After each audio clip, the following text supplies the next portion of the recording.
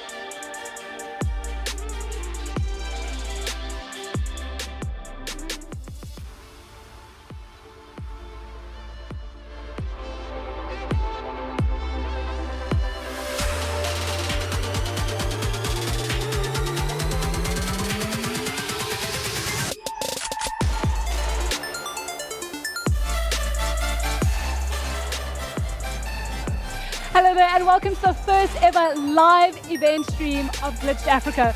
My name is Pippa Chabalala. With me are Marco Cocomelo and Les Allen.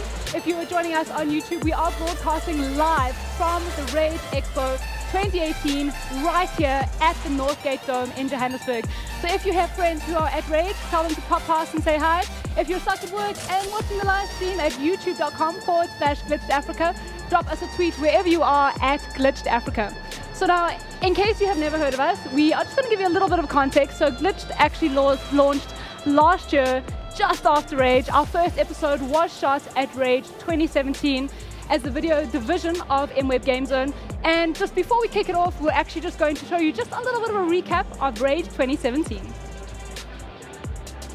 Okay, we're not going to the recap. Don't worry about that. Anyway, so since then we kind of have undergone quite a few changes, but in essence, Glitched is by geeks for geeks. Now, I'm not the only person here who is responsible for everything that goes into the Glitch team. We have some on stage, we have some of the guys behind the scenes in our control room who make this all look so easy and so sexy.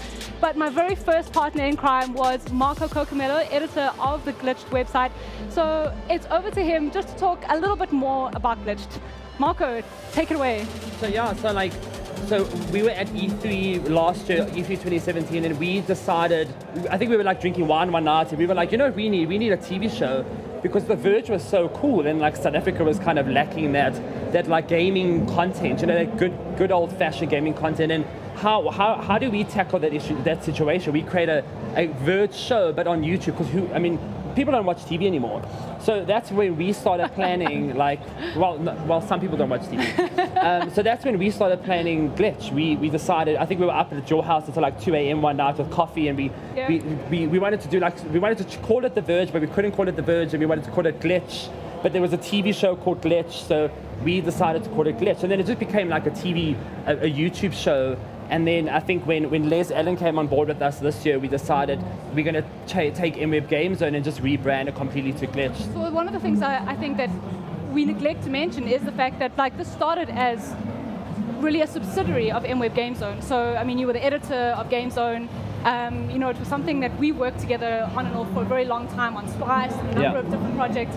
And it's really nice to see something like this kind of all come together, and I feel like this is our birthday. We should have cake. It is our birthday. And to think that a year ago we were filming this under wraps, because nobody knew what we were doing. Exactly. And then a year later we have our own stage. Look at the stage. It's crazy. It's amazing, and it's really just gratifying to see kind of how this all came about and came together.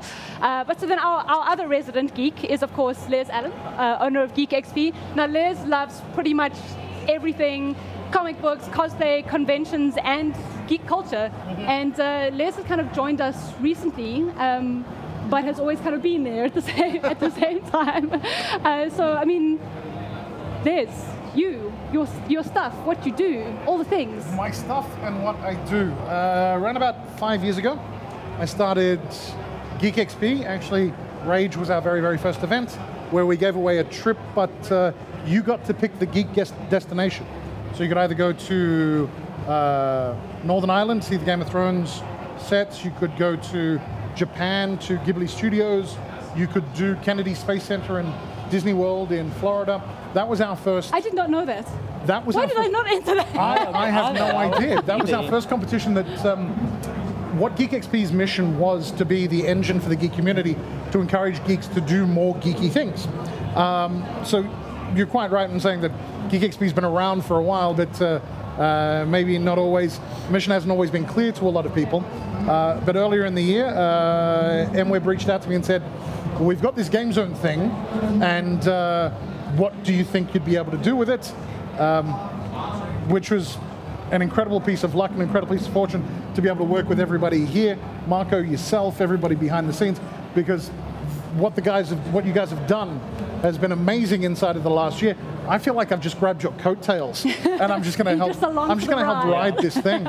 So part of what I'm bringing to Glitched Africa now is more. I'll be creating content. We did a really fun unboxing. How awesome was that? How awesome was that Lego set? If you guys have been watching any of our content, we did a Lego unboxing a couple of last weekend. Yeah, we had to pull that thing within 24 hours because the set was releasing on Monday.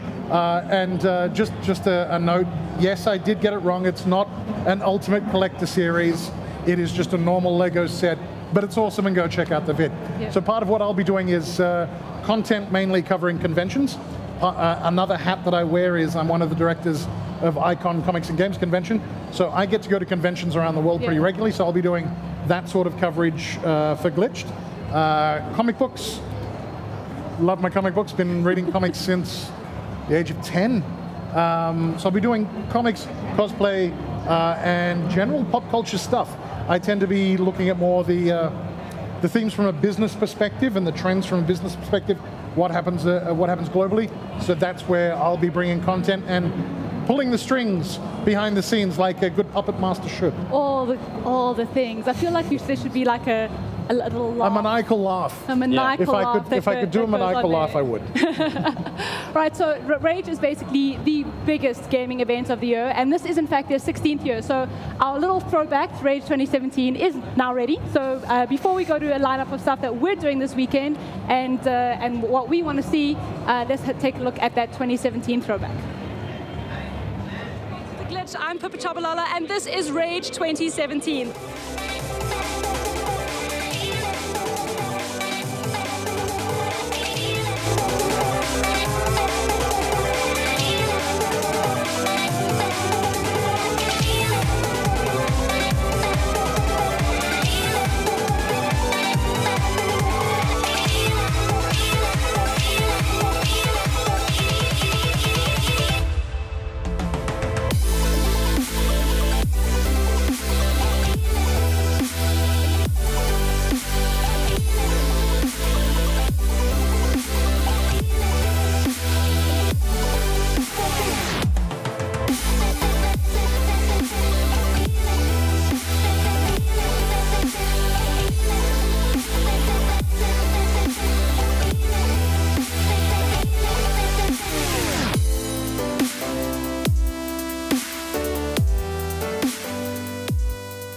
So we are here with the developers of Django, and I'm pretty sure that they've sort of become a local phenomenon, I think, in the South African game dev industry. On the animals alone, if we just focus on that, we've had players have sort of gazelles climb onto their boats. We've had people befriend cats and have cats follow them around.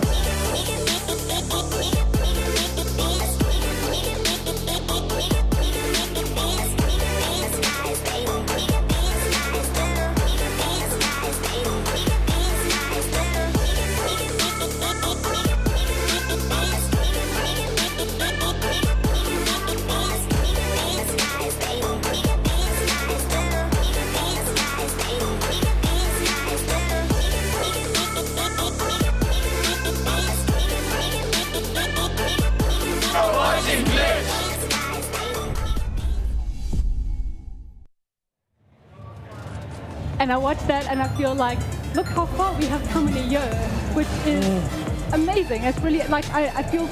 We're really proper adults now? No, I feel really proud of that. Like, kind of like how everything has grown, and like now there's a whole like proper logo and stuff and everything. Okay, so there is some pretty amazing stuff on show this weekend, as always. What are the things that you guys are most excited to see? I have to get mine in first, because I'm worried you're going to steal them. And the one is Assassin's Creed Odyssey. Damn. You see, that's exactly why I went first. Okay, so the first thing for me is Assassin's Creed Odyssey. So I played it at E3, and it was one of those that for me was just, I really loved the fact that you could play as both characters. I'm really excited to see we've got some more Assassin's Creed stuff coming up in a little bit. And for me, that was really exciting to see. So now that I got mine in, now it's your turns. Yeah, well, back on Assassin's Creed, I mean, Odyssey is a really, really good game, and it launches today officially. So if you haven't bought the game, you can buy it today. I know at rAge, they've got some cool pre-orders. If you buy the game, you get an upgrade to the Omega Edition and stuff. So that's pretty cool. Forza Horizon's always a really cool game. Xbox has a McLaren on the show floor, a beautiful McLaren. I don't know if you guys saw it. I mean, that was really cool. So we were at the Xbox media briefing this morning, and it's always nice to see how much things have changed. For me, the Xbox stand was really reminiscent of like their E3 stand this year. So it looks like they've taken a lot of inspiration from what is happening globally in that space, and sort of really look to see how can they bring in what is happening on a global scale into a local market and adapt it for the local arena. I think the biggest one for me is probably Call of Duty Black Ops 4. So Black Ops 4, to have it playable a week before launch in South Africa is a big deal. Yeah. And there's something like 30 consoles available. So if you go to the Black Ops 4 booth this weekend, you can participate in there's 30 consoles. I mean, that's a huge showing for Call of Duty. It's apparently the biggest that they've got. And like Blackout's coming out and the PvP and stuff. So I feel like if I get a chance, I'll probably play Black Ops 4 this weekend. Something you guys haven't brought up, small game Assassin's Creed. Yeah, you both stole my thunder. That thing looks utterly incredible. That at least is nice. That seems to be like everyone's like must see. Yeah, it's quite fortuitous that today is the drop. It is. Yeah. Okay, but so we're going to be talking about Assassin's Creed a bit later. So before we get too ahead of ourselves, then other things. For me, Table Realms is a big one. Table Realms is going to be incredibly interesting. It is a new product launch. We will be looking at Table Realms during the course of our streams this weekend. Table Realms is, to describe it, a unifying platform, I guess, for potentially mobile, bring your own device type gaming.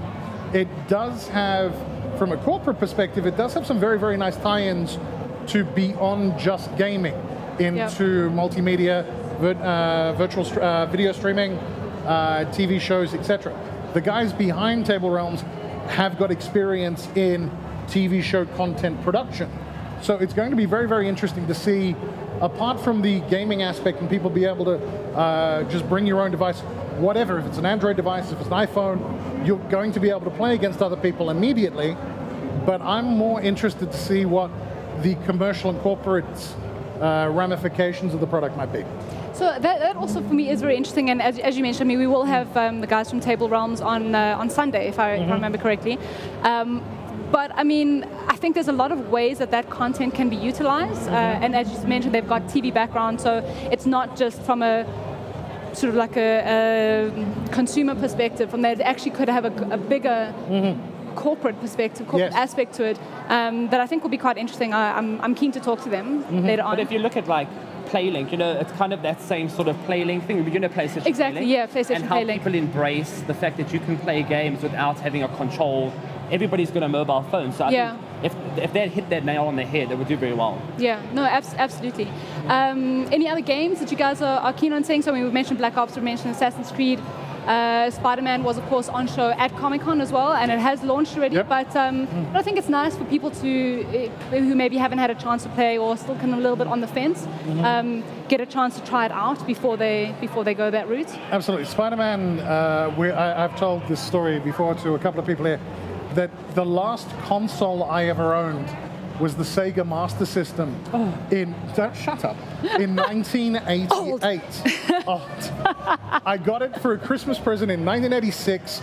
I played that thing till it died, but from then I moved to PC Master Race, 386, 486, and moved on there.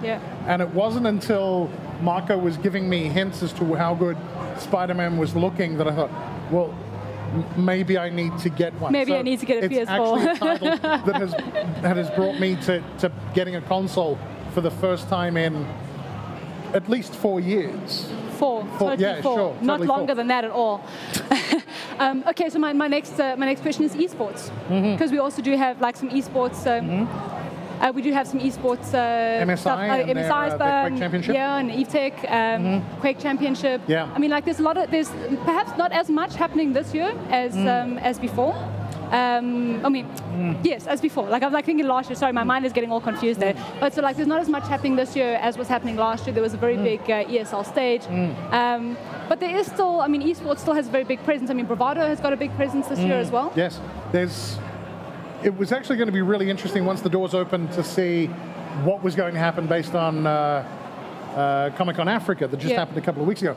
It had a big esports presence, which is unusual for a Comic-Con event. And you know, the funny thing about that for me was that I didn't feel that it really fit very well within the context of it. Like, I mean, having attended, I attended Comic-Con Africa. I'm obviously at rAge. I'm at rAge every year. And I didn't feel like the esports felt out of place for me at Comic-Con.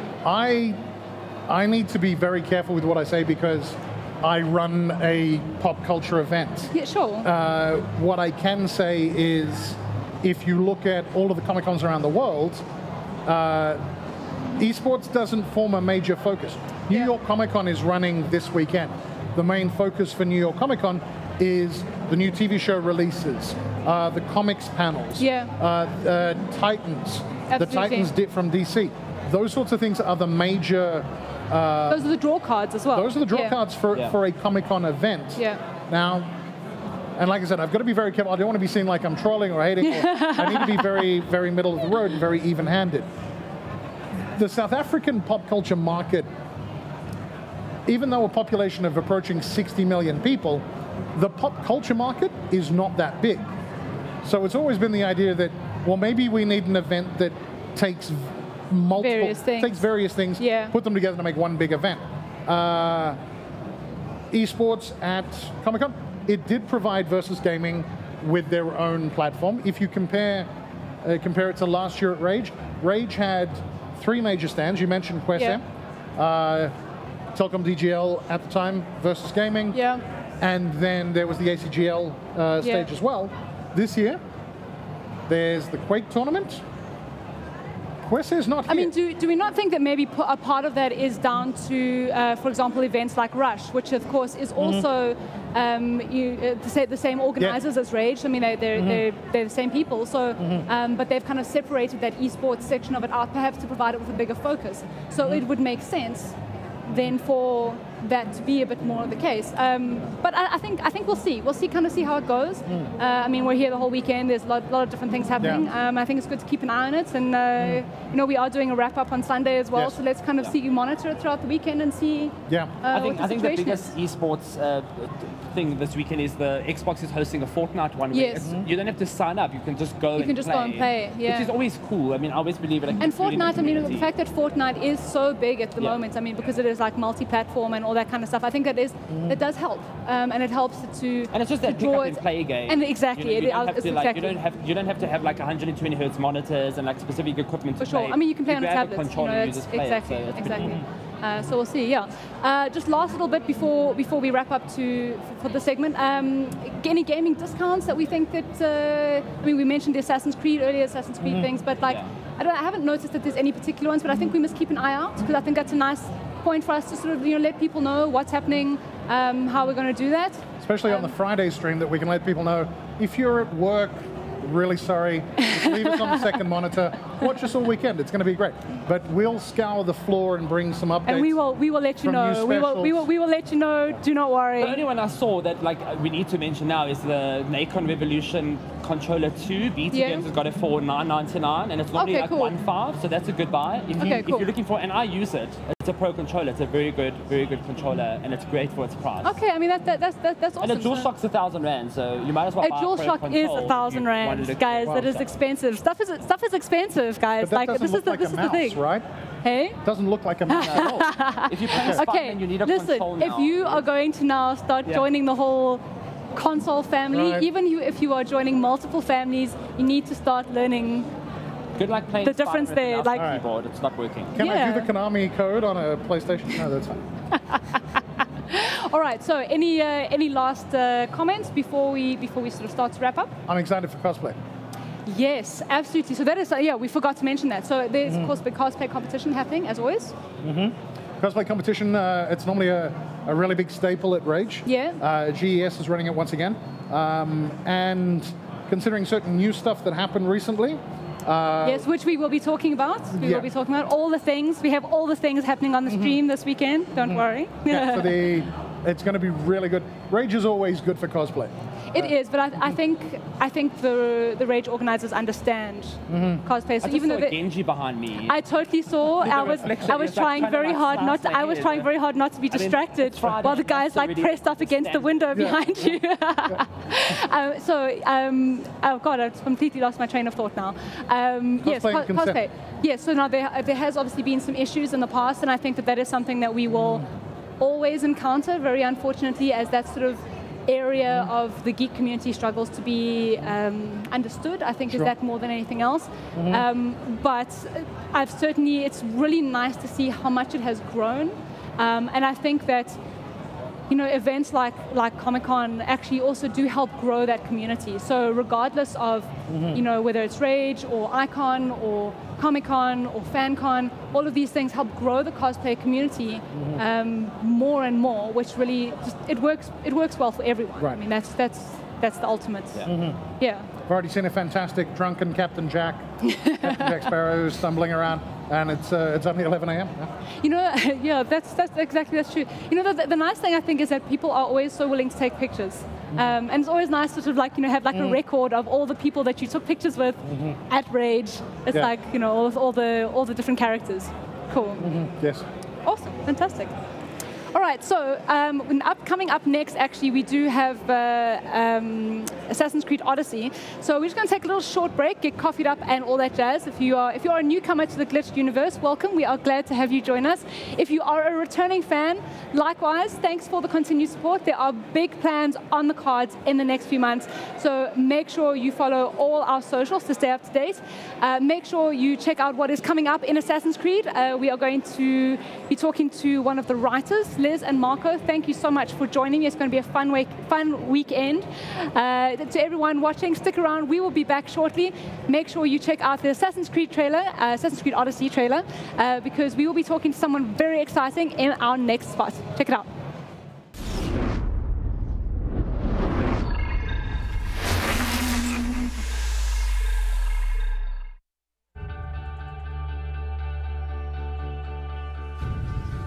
My son, you're old enough now. My father's spear holds a certain burden, but you're ready. It carries with it a long line of power. Leonidas. He was Sparta's last true hero. The same blood courses through your veins, but it isn't enough to make you unite the people of Greece. For that, you will need courage. For Sparta! Cunning. Compassion. And commitment.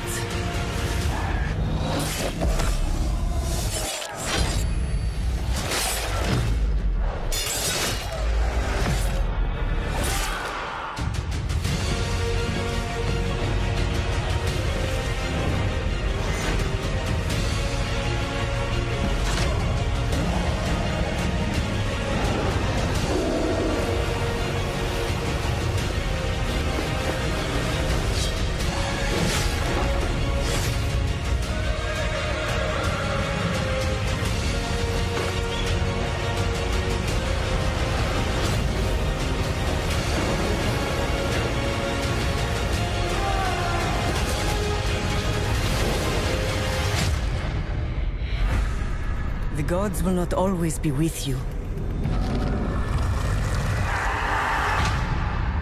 Embrace this journey, my child, as this is your Odyssey.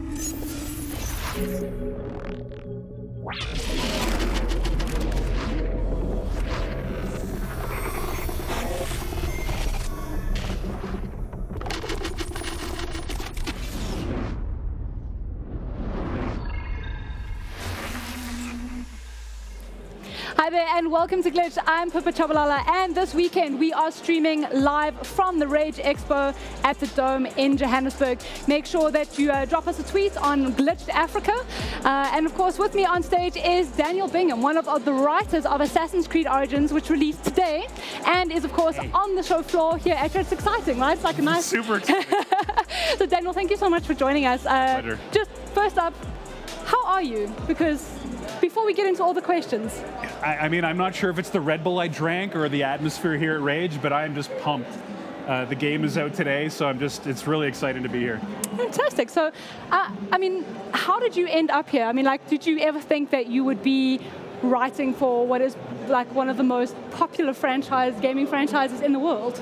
If you had asked me that 5 years ago, I would have said absolutely no way. I mean, I used to be a stand-up comedian, an actor, comedy writer. So no, this was from a comedy. This is like from a comedy writer to like a sort of quite a serious franchise with like lots of like Assassins history and yeah. I mean tragedy that's amazing. I mean, what was your favorite part of working on a project like this? I mean, have you worked in any of the other Assassin's Creed games, or this is your first? This is my first Assassin's Creed project. My favorite part is probably just the collaborative nature.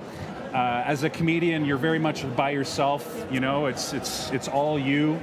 And here I got to work with so many talented people. Like I got to work with quest designers and level designers and artists, and the audio team and the actors themselves. So just a huge team of creative people working together to bring this game to life. It's amazing. You know, it's amazing.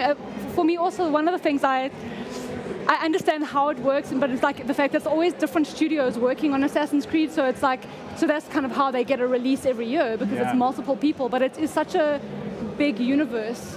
Studios and to have to fit into all of those things is quite something. So, I mean, what for you was the most difficult part of writing for Odyssey? Because I mean, it's all fun and games, you know, but but there is a certain amount of research that has to go into something that has very historical elements to it. Absolutely. I mean, you know, Assassin's Creed, we've always prided ourselves in being historically accurate. Yeah.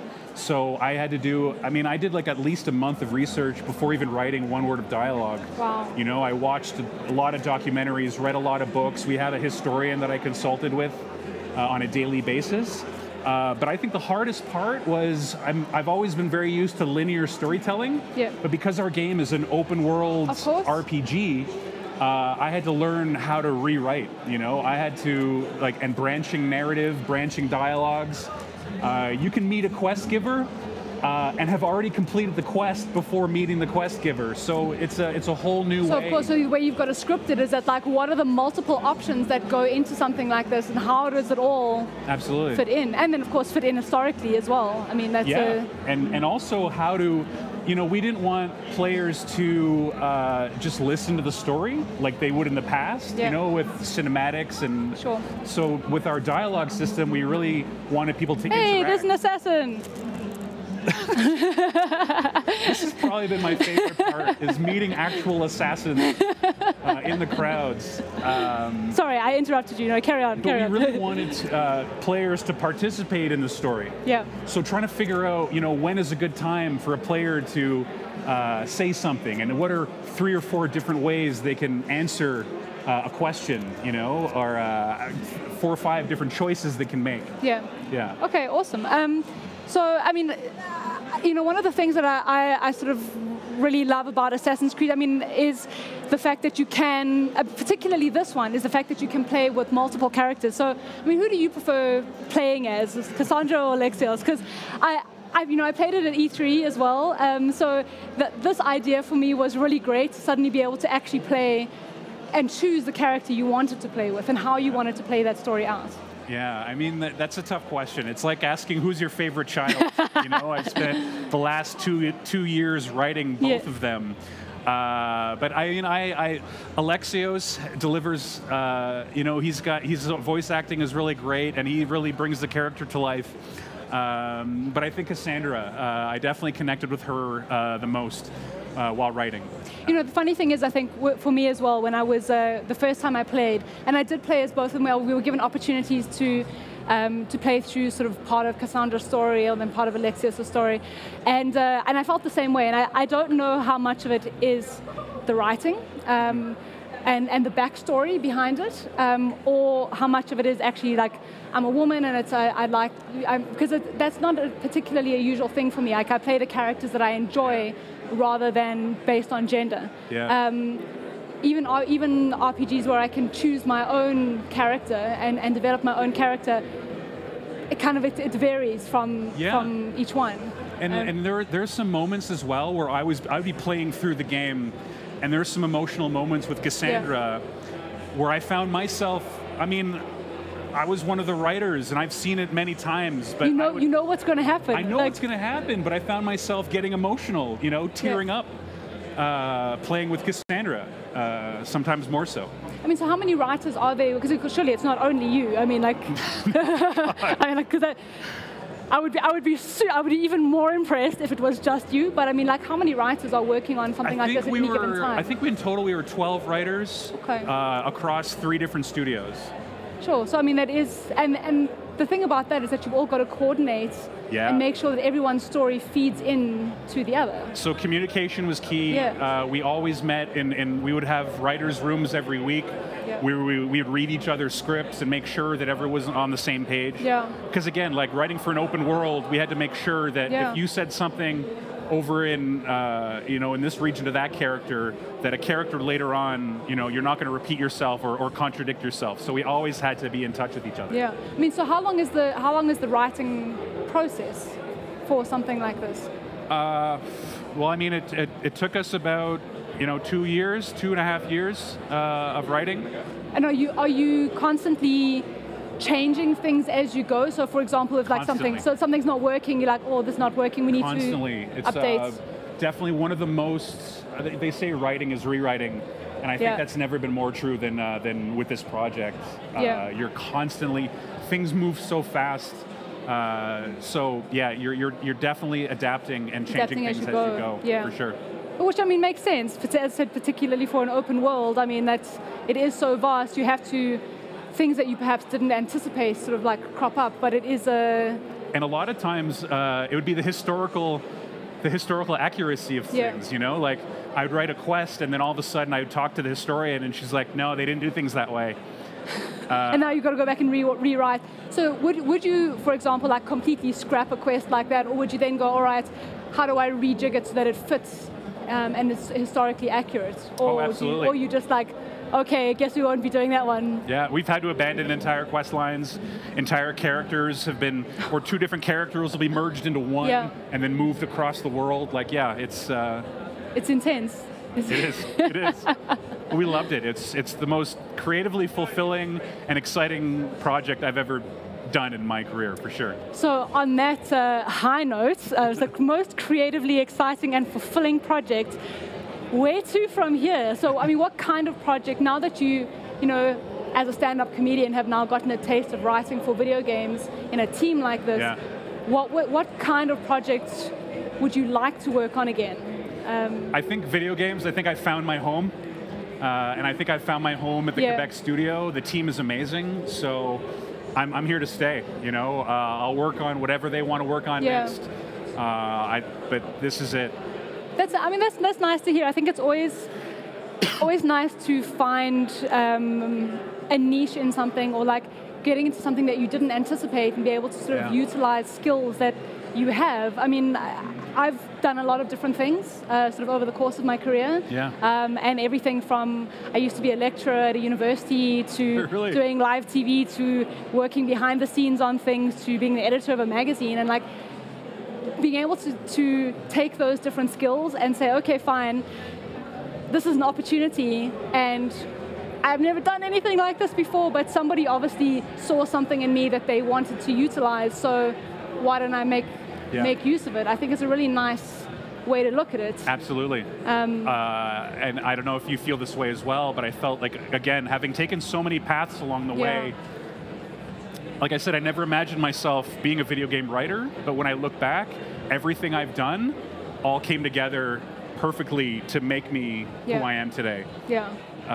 And what I love every aspect of video game design. So even within our own studio, I'm curious. I'm always going into different departments and the cinematic design and the audio team, and I want to know it all. Like it's. I mean, did you play video games prior to this? Was this like? Oh yeah. Okay, so I mean, it's not like, oh well, I'd never done anything in this field before. What are video games? Okay, so what's your? I mean, I hate it when people ask me this question.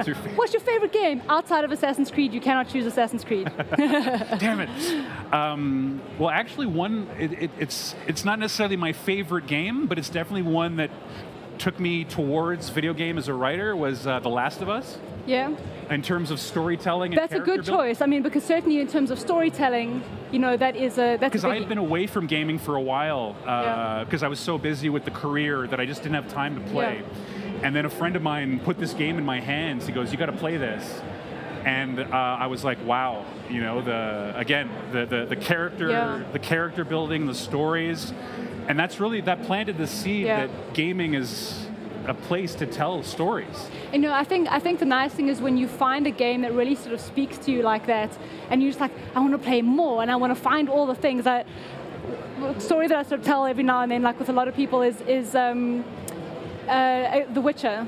And so The Witcher, for me, a friend of mine came to me and said to me, I'd been playing the game. He's like, you know, when you finish playing the game, you should read the books. And I said to him, what do you mean when I've finished playing the game? I read the books in preparation for playing the game because I'm that nerd.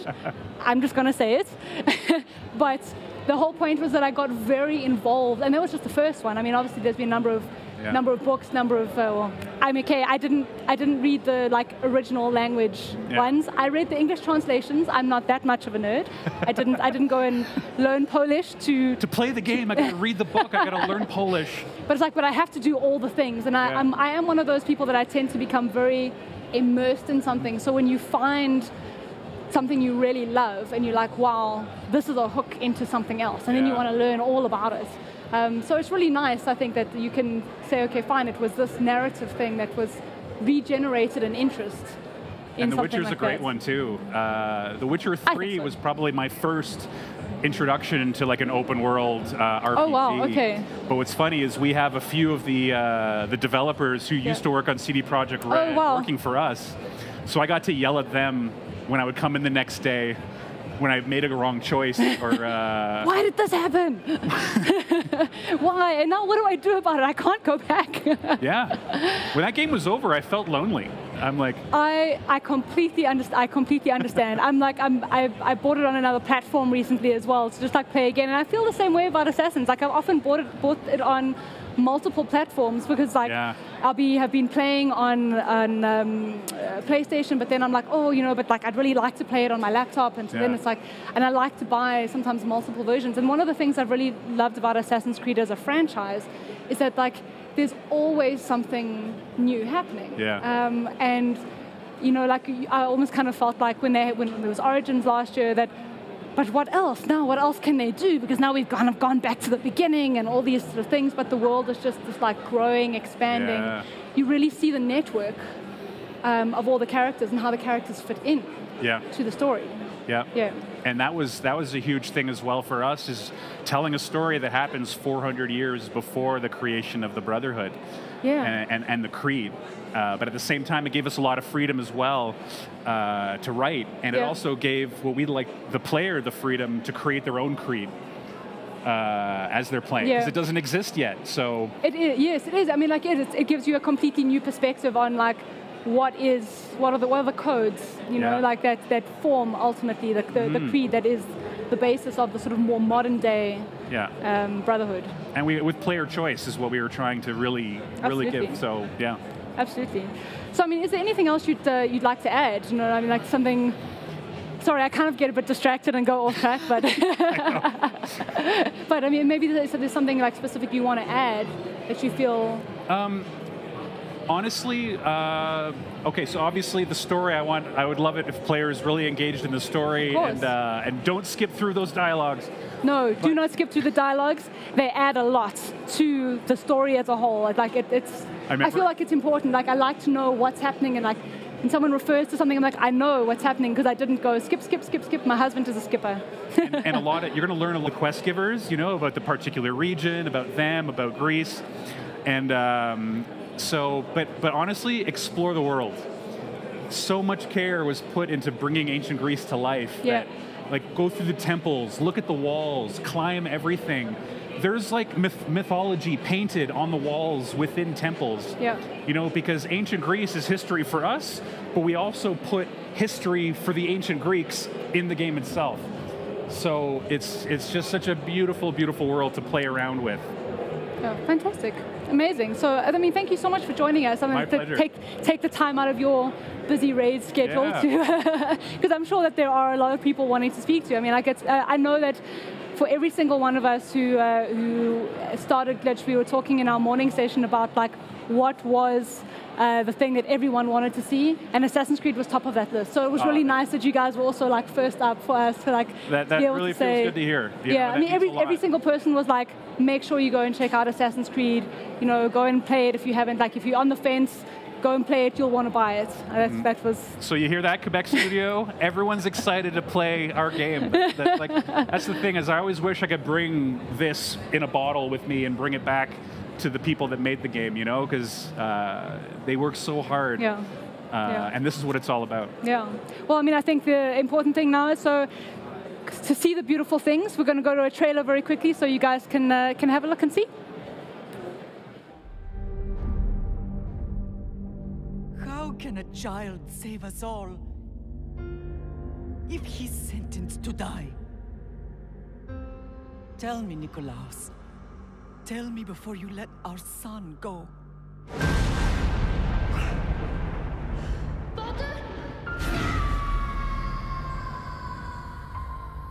Where we begin does not define who we will become.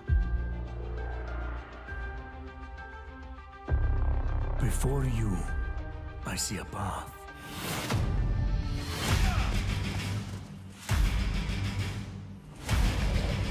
Built by friendship and family, love and loss, war and bloodshed.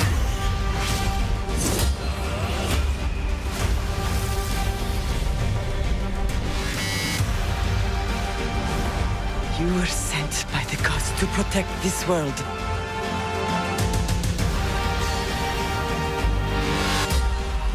You carry the blade of Leonidas. Act like it.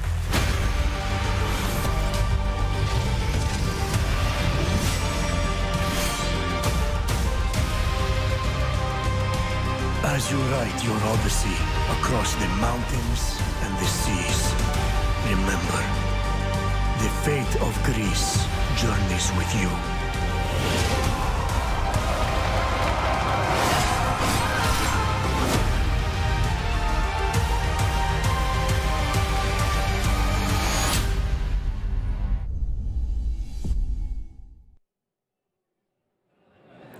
Welcome back. Now we are still talking all things Assassin's Creed, and on stage with me now is Niels van den Berg, who's going to be making you're basically going to be making an Assassin's Creed weapon. That's it. Live at rAge. Yes. We are making. That is pretty awesome. That's awesome. Okay, so we're talking weapons and Assassin's Creed, more Assassin's Creed things, but weapons. So how are you feeling about rAge? It's my first time here, and I must say, I am impressed. That's it is huge, man. It is absolutely amazing. I might just be back next year. Well, maybe. I think that is a fantastic idea. Yeah. So the important thing now, I think, as I said, we're talking weapons.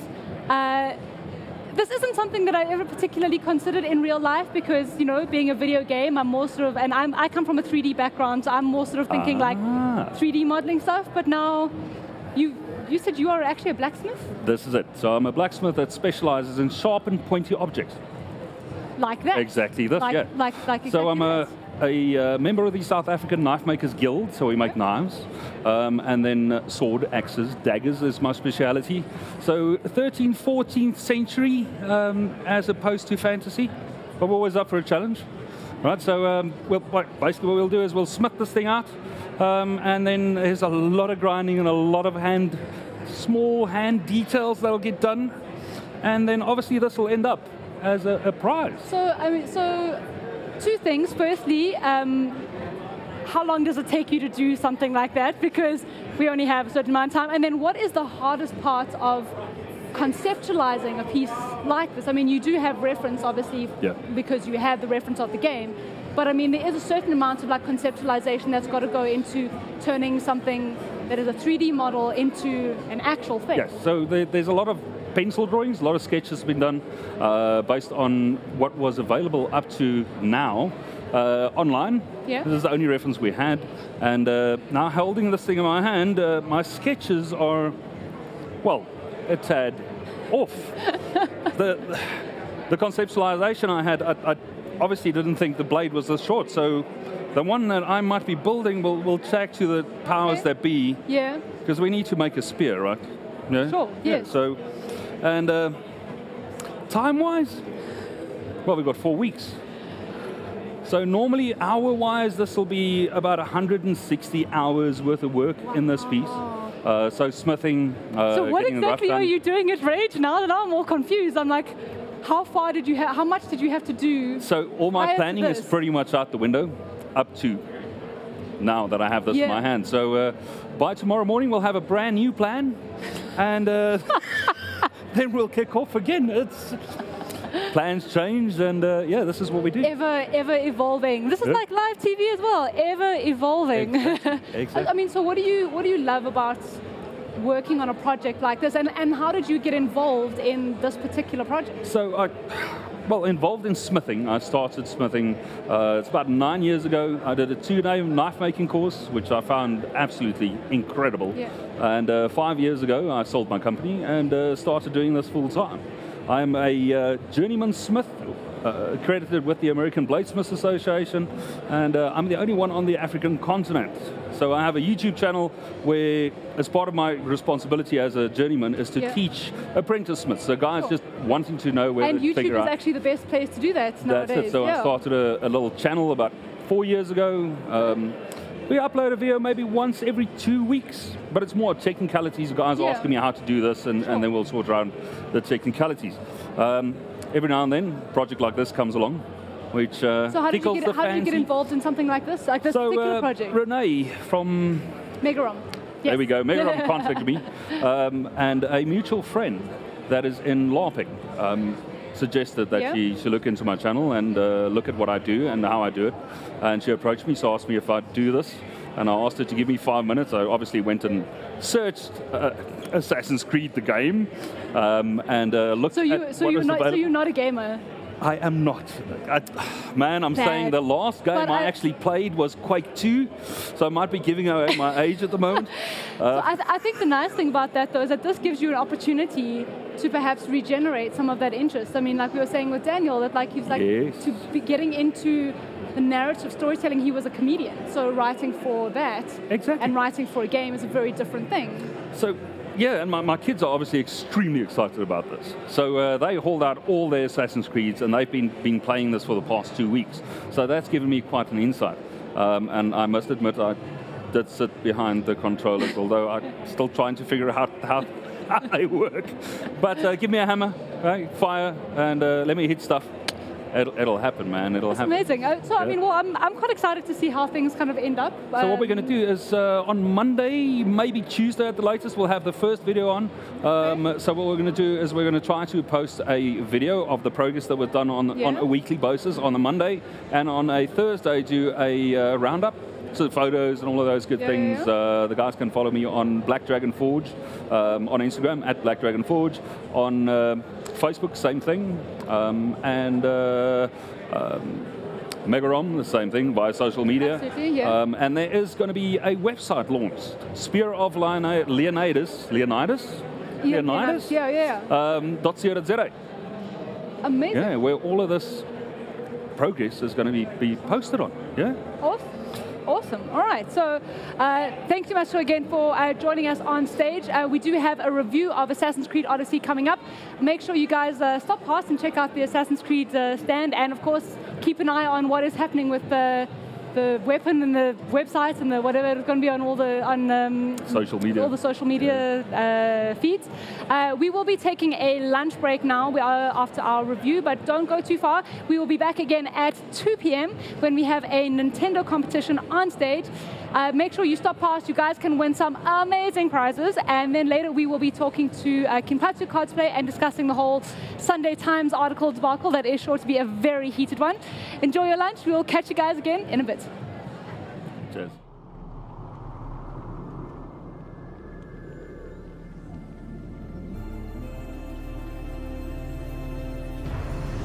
How do you take Origins, possibly the best entry in the Assassin's Creed series, and make it bigger and better? Assassin's Creed Odyssey is the most ambitious, charming and exciting Assassin's Creed game to date, and everything it stands for oozes love and passion for the series. The great sense of discovery as you explore ancient Greece, the gripping, satisfying story, and the charming characters you meet along the way all add up to create this exceptional feast, as if I was dining at a Greek banquet with so much to look at and sample, and even if I wanted more I could easily have taken. As most Assassin's Creed games go, you often get stuck playing with a male assassin, bar Syndicate and Liberation. Odyssey lets you choose between Alexios and Cassandra right from the get-go, and you are that character throughout the entire game. Has it the Cyclops is coming for you and Marcos. Malaka. How's that helpful? That monster held Kefalonia captive for too long. Every dialogue option changes, and without spoiling anything, the entire premise of Odyssey sees a giant twist depending on who you choose as well. Choice is a large foundation of what makes Odyssey so great, and it has a ripple effect that I underestimated. I killed people I should not have killed, made bad decisions that affected the lives of dozens, and even missed out on some sexy time by coming on too strong while flirting with a pirate.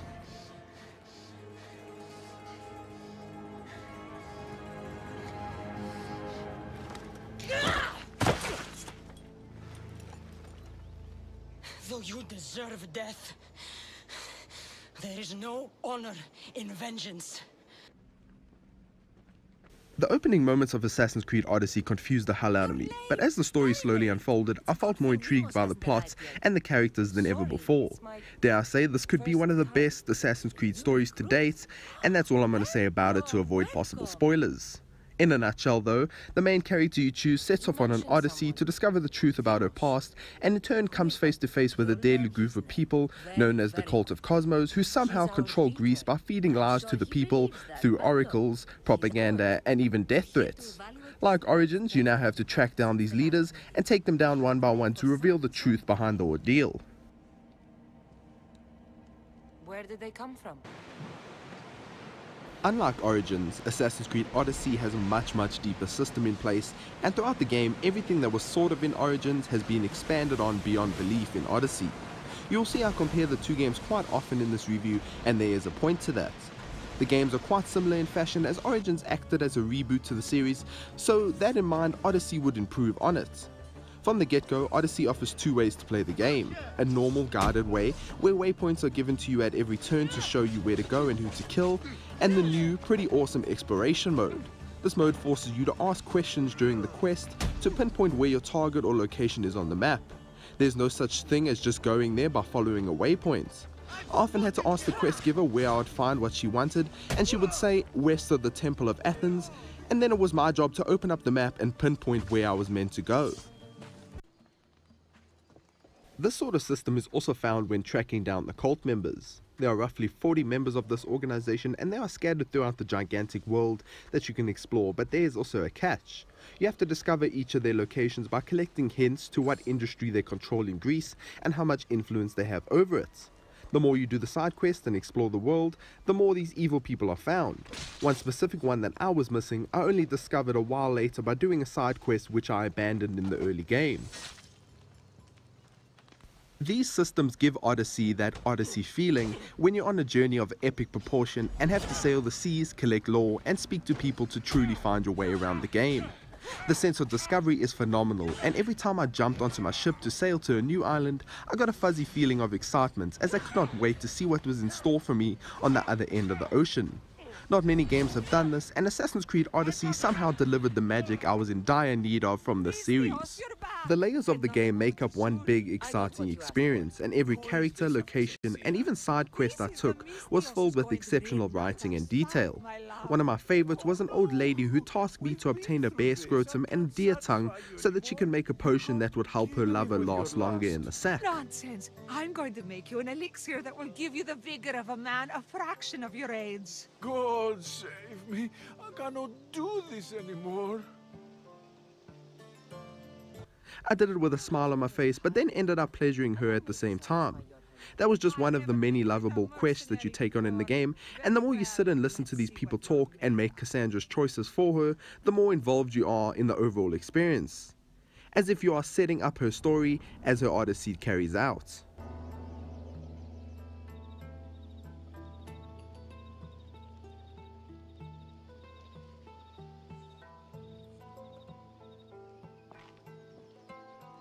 Did she have fun? That should hold her for a few days at least. Thank you, Mistress. Here, take this as payment. You've more than earned it. Cassandra is also a badass in every way. On this island, it's allowed to say that word! Did he say Cyclops? Did he hurt your feelings? I don't like it when people call me that! She's one of the coolest no-nonsense female characters I've seen in gaming, and if you're on the fence about her or Alexios, I highly recommend taking her instead. She even shoves a man's fake eye in a goat's backside and calls it a day. My eye.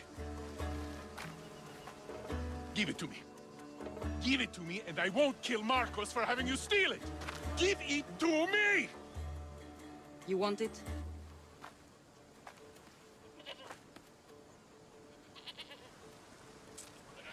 The magic of her character is felt throughout the game, and the amount of time you spend with her makes her totally worthwhile.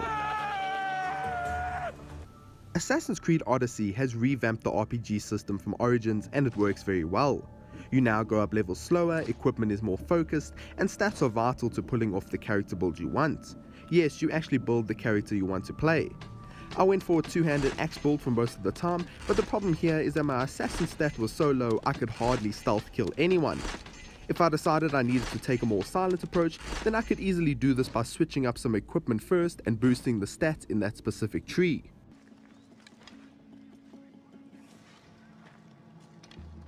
Abilities make Cassandra feel godly to an extent, where these act as cool special powers. Using the Spear of Leonidas, she could throw it at an enemy, killing him, and then wrapping him up to another enemy, chaining them together at the same time. The Spartan Kick is a favorite too, allowing you to punch anyone off a cliff or mountaintop.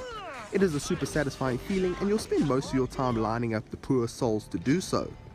Cassandra also has cool bow abilities like a rain of arrows that she targets a small circle on the ground and showers powerful arrows down on her enemies. These abilities are pretty epic and make the game feel more fantasy than realistic, and believe me, it really works. Saying that, Odyssey is tough. Often I hit a wall where I could not beat a boss due to my lack of gear or level. I remember easily cheesing some fights in Origins, but somehow I could not just do that in Odyssey.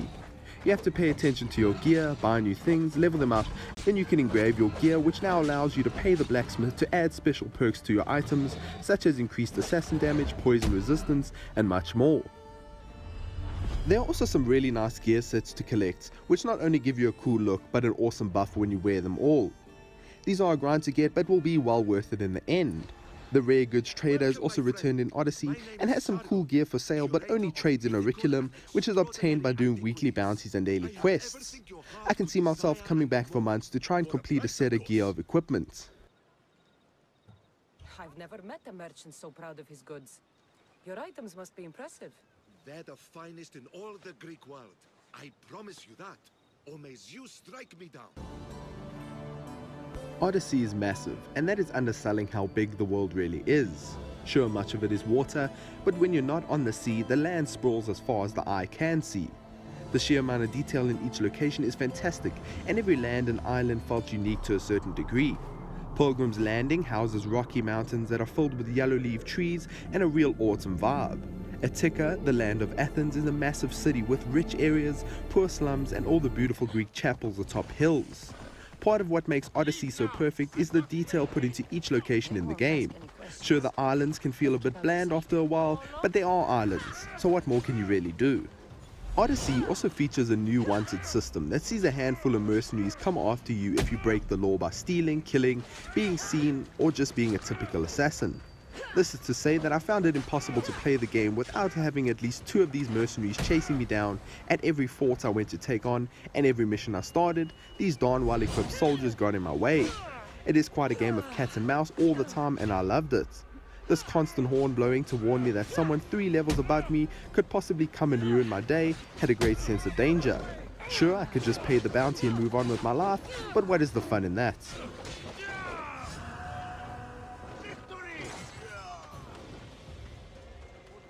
With the game relying heavily on the ocean, Odyssey sees the great naval combat return.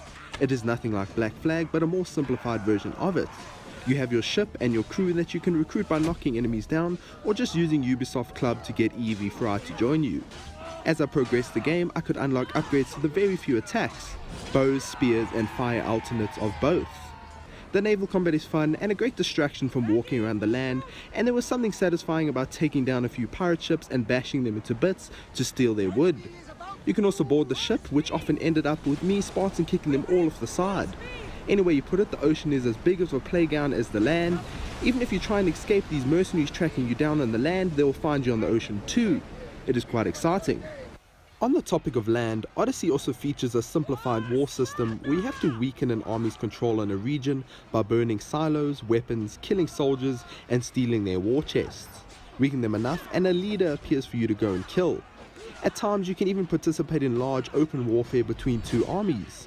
The battles are pretty intense as everyone is slashing everyone apart, and you need to try and keep tabs on who to kill before the opposing team conquers the field.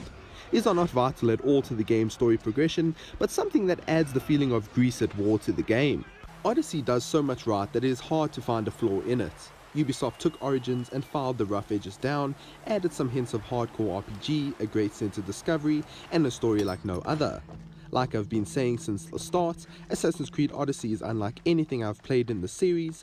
Its RPG-focused loot system, the gorgeous world covered in secrets and mystery, and its fantastic story pulls you into the game for hours without any hope of you escaping its charming grasp.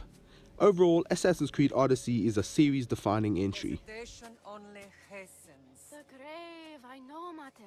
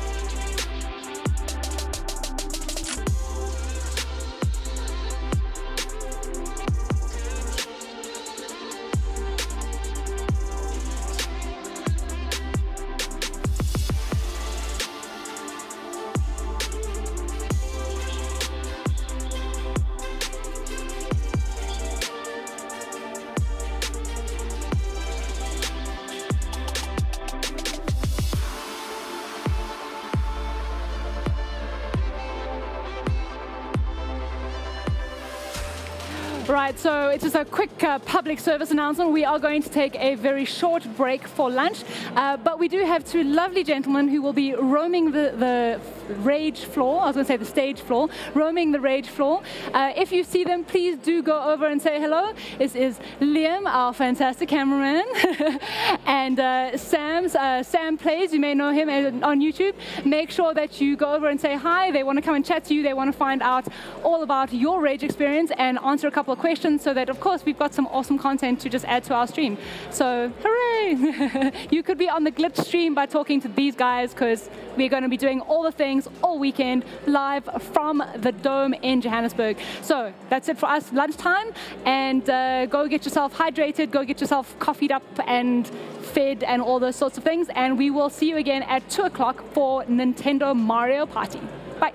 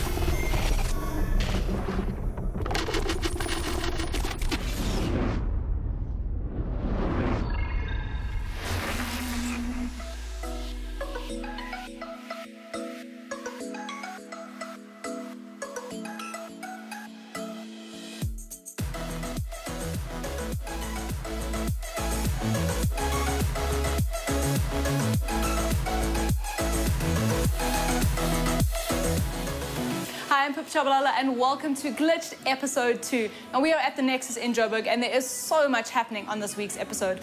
We have a full review of Nintendo's latest masterpiece, Super Mario Odyssey. We attend MWeb's free-for-all soccer tournament in Cape Town. And we also have a pretty awesome Assassin's Creed Origin review.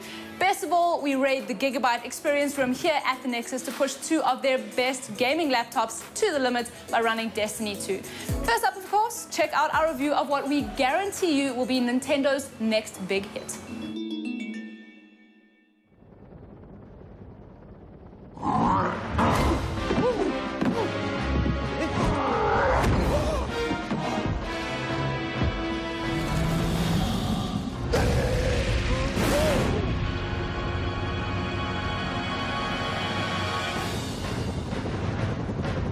Bowser is up to his no-good tricks again in Super Mario Odyssey, and this time he wants to marry poor Princess Peach.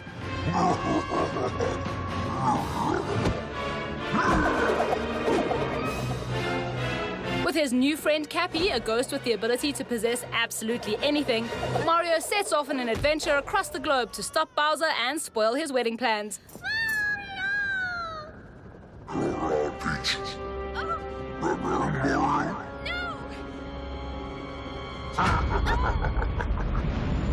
Super Mario Odyssey packs everything we love about our favorite Italian plumber into a game that not only looks fantastic on the Switch, but also takes you across 15 awesome kingdoms, each with their own unique look and feel. The Sand Kingdom is a frozen desert that is home to adorable Mexican creatures that dance around with maracas.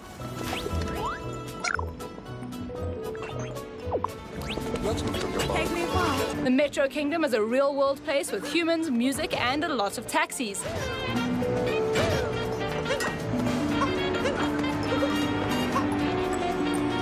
And the Wood Kingdom is a forest that houses a T-Rex, robots, and a powerful boss that wants to steal all the population's flowers.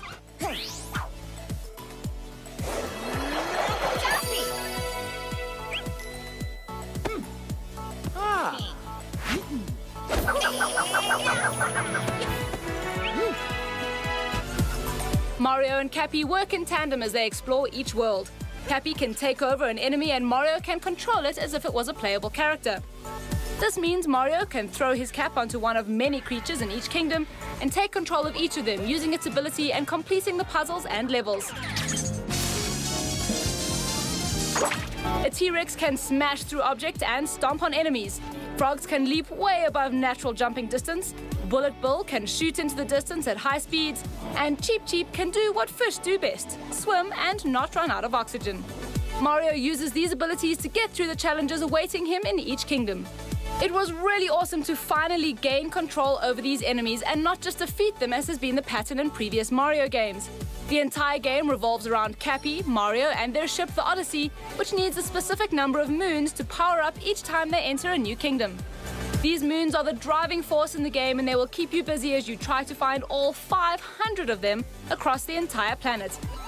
Be it by killing a boss or getting through the classic 16-bit inspired mini-levels that see Mario transform into a classic image of himself to get to the end, these moons are everywhere. Cappy and Mario are also a force to be reckoned with as they team up not only by capturing enemies, but also in normal attacks and general navigation.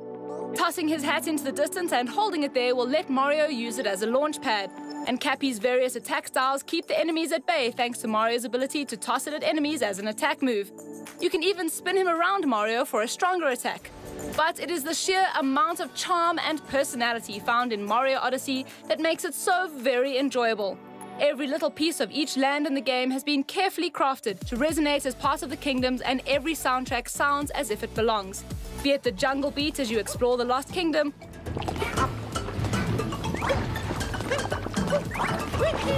or the metropolitan bustle as you climb up every building in the Metro Kingdom. Nintendo has put a great deal of love and attention into bringing the best Mario game to us in the most stylish way possible. Mario Odyssey is one of the most stunning and exciting adventures on the Switch to date. There are 50 creatures and objects to capture and control across the game's 15-hour campaign, not to mention the 500 moons you can go back and collect once you've reached the end of the game. Every Switch owner needs to play this latest Mario adventure. If for some bizarre reason you don't own a Switch, don't you think it's time you got one? We give Super Mario Odyssey a perfect 10 out of 10. Yes, we loved it that much.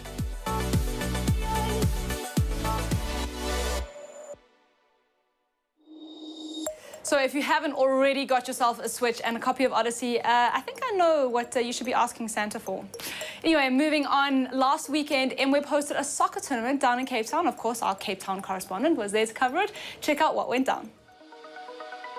Last weekend, MWeb Game Zone hosted the PlayStation soccer tournament at the MWeb offices in Cape Town. Hi, so I'm Derek. I'm the product manager for Game Zone. I look after Game Zone here at MWeb.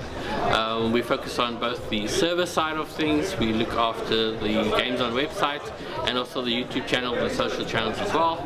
The idea that we have for gaming is to grow both the players and all the audience as well. That's why we're having this event today. It's the FIFA PlayStation event. We're playing FIFA here at the PlayStation event. FIFA is quite a community-driven game, and we thought it's ideal, especially to play it on the PlayStation console and platforms, and just to kind of have both players and professionals and non-professionals kind of compete in the same playing field. And we think it's a good idea to just grow the audience and keep that kind of growth continuing. We have got a few more things up our sleeve for this year. We've got 2 more events coming up in November and in December. We've got the Beach Channel, which is currently this show, and then we also have a few other things coming up once we have our new venue. So look out for more news. Follow us on gamezone.co.za. That's where most of our news will be available for upcoming shows.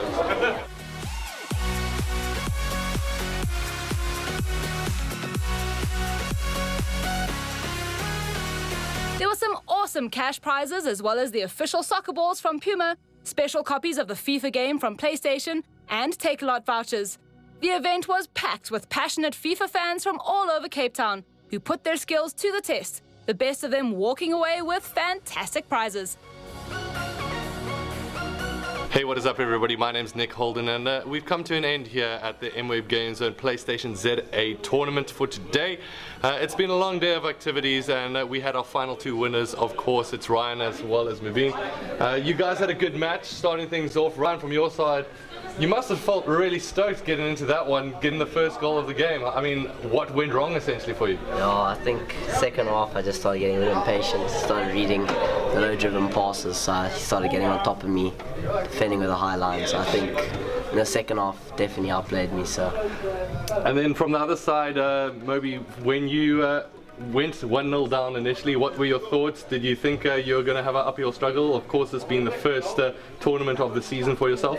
Yeah, definitely. Obviously, it's a new era of the game, and you obviously don't know what you're coming up against. So I really thought when I went 1-0 down, I thought it was going to be a really tough game.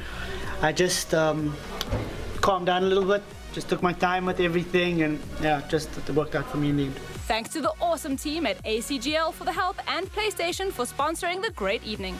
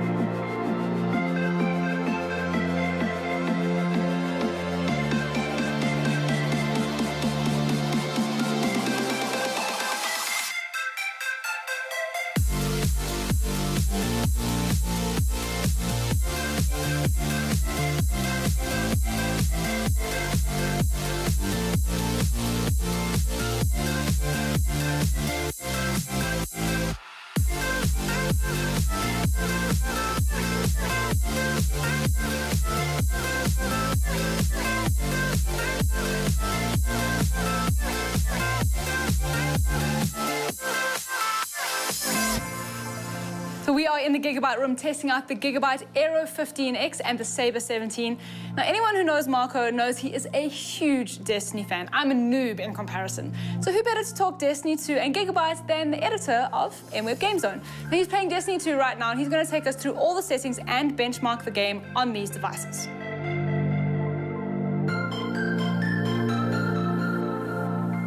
Okay, so we are here with the Saber 17, the Gigabyte Saber 17, the beautiful 1060, 6 gigs of RAM, and we're gonna try and get Destiny 2 to run at an optimal performance level. We're gonna see how high we can get the resolution, how high we can get the settings, and try and find like the best way to play it. If you're looking for 30 frames per second, which I don't know why you would, or you're looking for 60 FPS, how can we push the game? How far will it go? How will the hardware handle until it starts to buckle under pressure? It's pushing the game on maximum to 200% render resolution. So this is basically 4K rendered down to 1080p. I'm sure it's going to result in like a really cool picture. It's going to look really good, but I don't think frames-wise it's going to work that well. So let's see. Everything is on the highest it could possibly be on the game. We're running at 60 FPS, 4K super sample down to 1080p. Okay, right off the bat, we have a 19 frames per second visual. It's really pretty to look at, but I wouldn't see why you would play the game like this.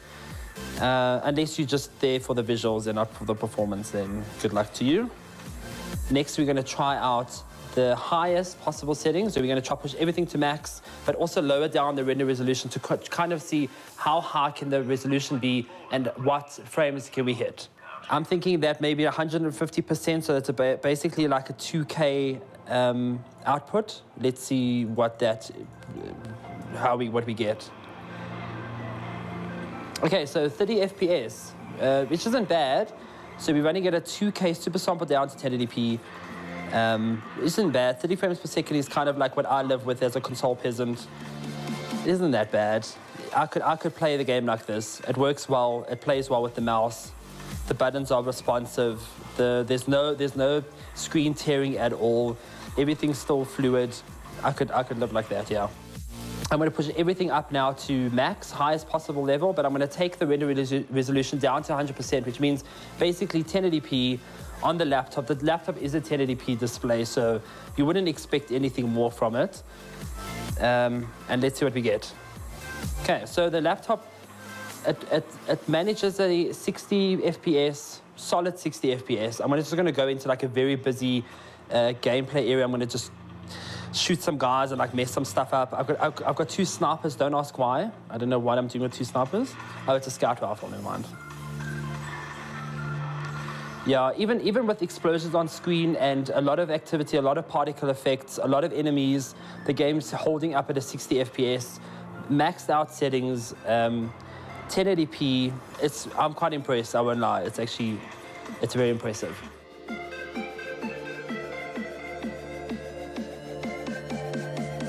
Guys, I think I'm in love. This Aero 15X is beautiful. It's a really, really thin laptop.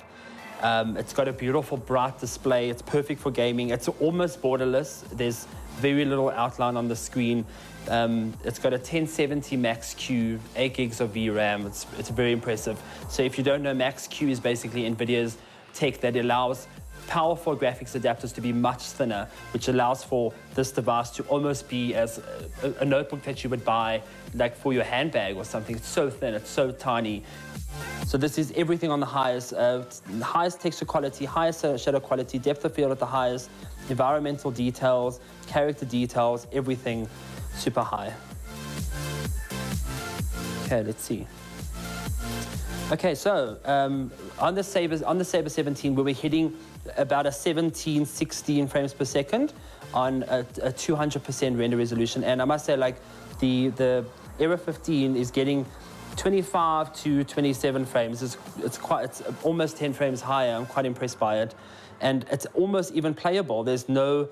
I could play like this, considering the visuals are so beautiful. I would probably run around patrol with this because, I mean, there's no like specific raid mechanics that you need to handle or anything. It's just pretty to look at. So yeah, 4K resolution, super sample down to 1080p, resulting in a 25, even 27 frames per second. Okay, next we're going to go down to 150%. Okay, 150% ups the frames to 40. This isn't bad. It's quite smooth. It's definitely better than the console version. It's smoother. It's looking good as well. It's very impressive. Okay, let's drop it down. We need to get that 60 FPS mark, and that's the most important thing right now. Okay, render resolution dropped down to 115. Okay, that is 52, 55 frames. It's getting there. So it seems like the only way you can get 60 FPS, which is running at just simple 1080p, higher settings, that's probably the best route right now for it. Let's just put it on 100. Yeah, so 100 render resolution results in 60 frames per second. Again, it's expected. But again, so we did see that the Era 15X does have like a 20% boost in performance compared to the Saber 17, and that's probably because it's a GTX 1060 and this is a GTX 1070. And again, considering that Destiny is running at 60 FPS on the highest possible settings, it's beautiful. Exactly. So we're done, guys. The Era 15X, the Saber 17, both very powerful laptops. Destiny 2 looks gorgeous on both of them. Both of them can also run the game at highest graphical settings and keep 60 FPS without a problem. The Era 15X obviously had a bit more power thanks to its GTX 1070 compared to the GTX 1060 found in the Saber 17. About 20–30% depending on render resolution and when you're lowering the graphics and all that. But the Saber 17, the fact that it's 60 FPS max settings is pretty impressive. The Saber 17 starts at 15.5 and the Era 15X started 32,000. There's different models, so you could get the Saber 17 in a 1050 model. You could get the Era 15X in a 1060 model. You could also get it without the Max Q. This is the Max Q design, so it's got a 1070 Max Q again. Smaller chip, thinner laptop, more money. But there is a 1050 and a 1060 model on the market as well. I highly recommend them. They are beautiful. I'm going to look at one as myself now because to play Destiny like portable is pretty cool. I hope you enjoyed it. If you are looking for more information on these two devices, do follow Gigabyte. The details are on the screen right now, and you can find more in the description below.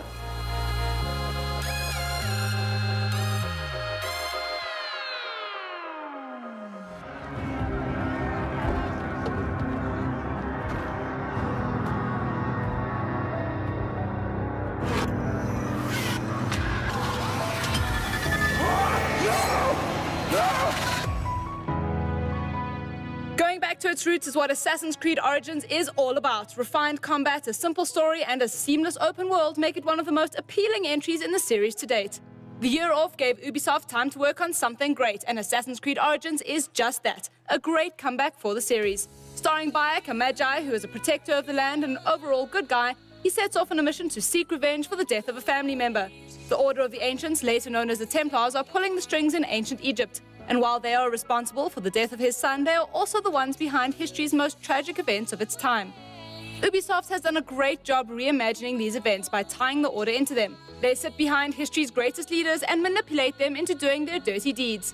Bayek makes it his goal to slowly eliminate each member while setting his eyes on the mysterious leader known as the Snake. Assassin's Creed Origins is everything we love from the series and more. This massive open world is gorgeous, from the pyramids of Giza to the clean streets and marble pillars of Alexandria.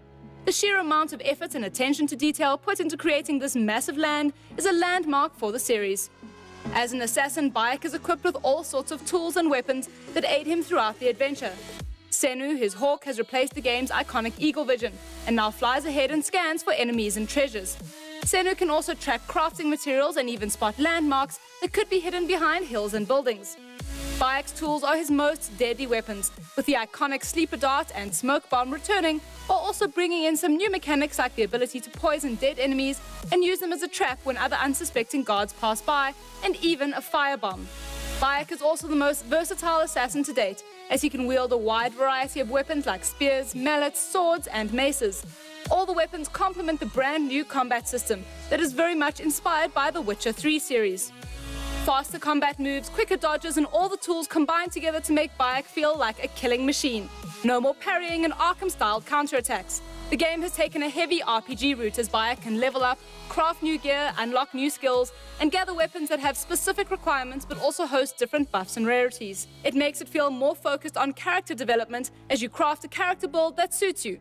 There's so much to see and do in Egypt that you need a good month to truly experience it all. Every region is packed full of secret tombs, carriage racing, treasures, and so much more. The entire game also feels alive thanks to the variety of animals that inhabit the land. Hippos floating in the swamps, snakes hissing in the field, and hardy-dars screaming in the distance. Yeah, we can never escape those damn birds. Assassin's Creed Origins was a fantastic adventure that is sure to keep fans and newcomers of the series entertained for hours on end. It's a great comeback for the series, and we cannot wait to see where it goes next.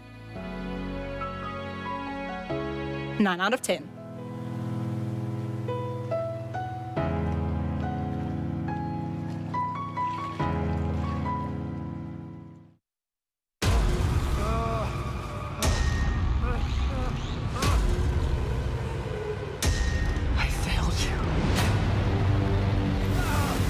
Couldn't save Lily from the fire. You didn't believe your wife. You refused to see. You can save her. That psycho is still on the loose in here. And he's got Lily. This chase has been entertaining. But even the greatest entertainments must come to an end. Enough art school bullshit. Where is she?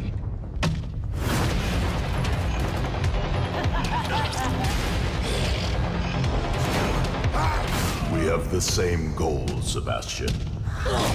We can help each other. Join me.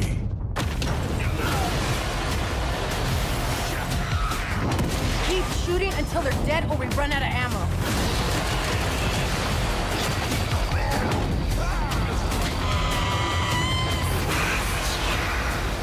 Once I have the power of the core, you will be truly free. Are you all right? Why wouldn't I be all right?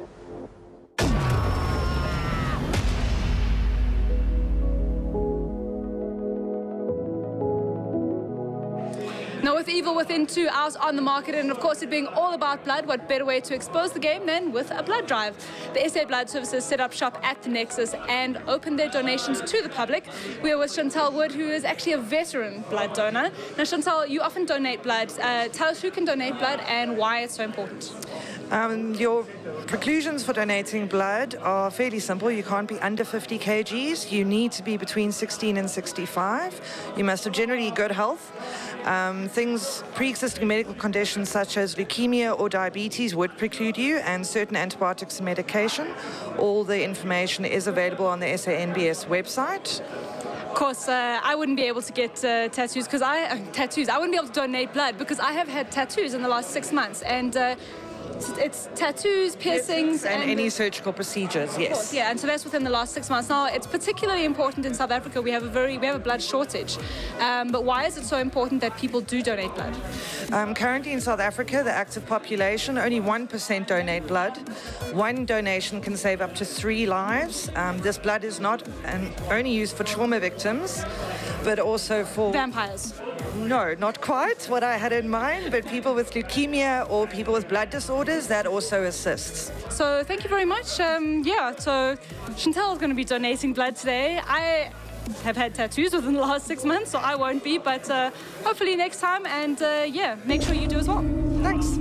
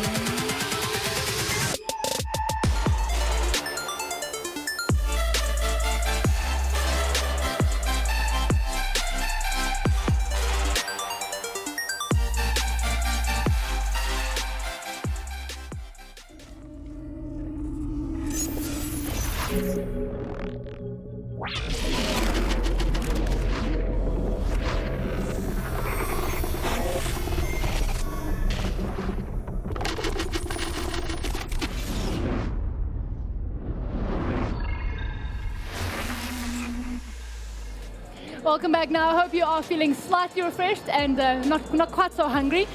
We are going to kick this session off with a bit of gaming. Now, we managed to grab some very accommodating kid passers-by off the show floor to join us in a game of Super Mario Party, which should be loads of fun. Now, what you guys don't know is that this is actually the first time you guys are going to be playing. So the game released today, so you're one of the first people to play it. Now, we have with us a very enthusiastic Super Mario, Elio, who's pretty much obsessed with Mario. Can you guys all introduce yourselves? I'm Shelly. What's your name? I'm Paul. I'm Jared. So these guys are all going to be playing Super Mario Party. Now, all 4 of our contestants have to play the game mode, the encore mode, and the hard mode. So the overall winner of the session will win a Nintendo hamper, which is pretty awesome, right? Yes? Awesome. Okay, cool. So now let's get started. I'm going to kind of, I will tell everyone else what to do. They're all going to have to stand up and line up in front of the TV. Let's just press start. Can you press start over there? Okay, so everyone needs to get up and stand up in front of the TV in a line. Okay, there's not too much space, so we're just going to have to make this work. Sorry, guys. No. Okay, cool. All right, then press OK.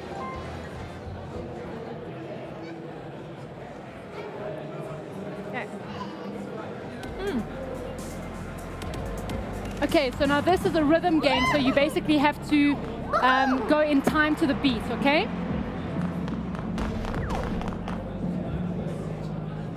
Yeah! So like, we need They'll tell you what to do now. Okay,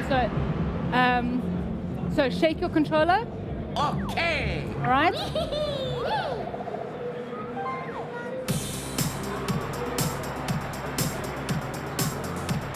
Okay, so you shake the controllers in time to the beat. So just wait, they'll show you. So Bowser, Luigi, Yoshi, we go.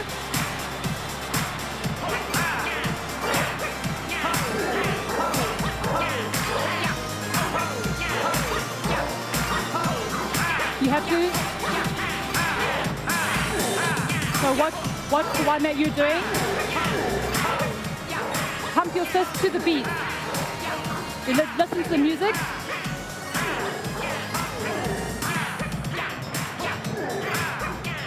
So basically you want to do this, guys. You want to do this to the beat. All right? There we go. Good job.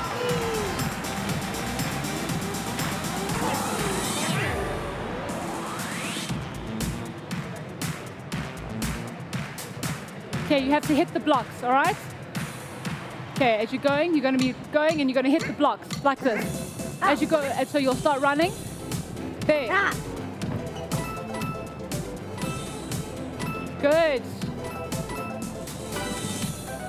Ooh, yay! Winning! Oh, this is easy. Bow, bam. Oh, this is easy. So as you're going under the block, you do that. Great.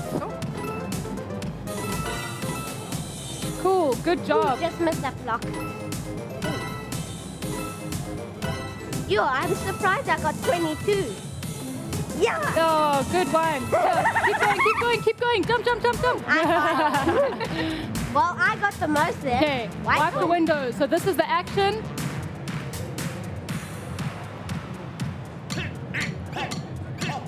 Okay. You're gonna wipe all the things off the windows. Good. Good, yes. Wiping all the dirt off the windows. Yeah. You're 75, wow. I never knew I would get that much. Missing. What the? Good. Look, I'm walking as fast as I can. I'm just getting the vote. Go. Quick. Excellent. I don't know how I'm doing this. Pure skill. Okay, flip the panel. So, looks like up and down, all right? That's the motion. There we go.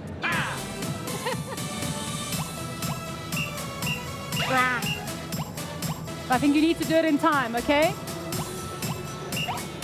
Good. Go, yes.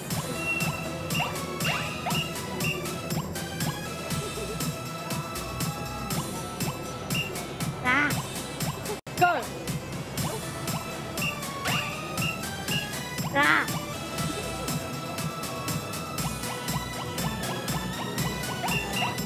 Ooh, I did a little too early. This one's quite hard, hey? Yeah. Get all the timing right. Oh. Oh, you guys did a good job, though. That was hard. All right, so as far as I know, I think that is going to be that's sort of winner of that first round. You guys are going to be doing 3 rounds. The winner of the first round is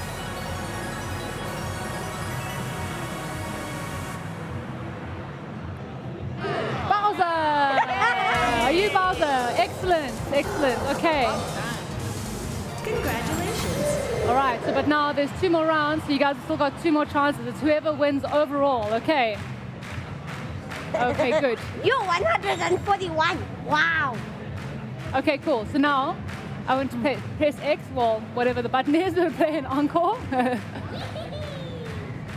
I think remix, yes? You have to play all 3. So it's going to be normal, then remix, and then the last round is going to be the hard one, okay? I'm fine with hard. Does everyone know who is everyone's character? Yes, okay. I do. You do? Okay, excellent. Of course I do, because... I saw you choose yours, but I don't know. Okay, so strike a pose. So that pose is like that, okay? So I think you have to follow her pose. You do. Okay.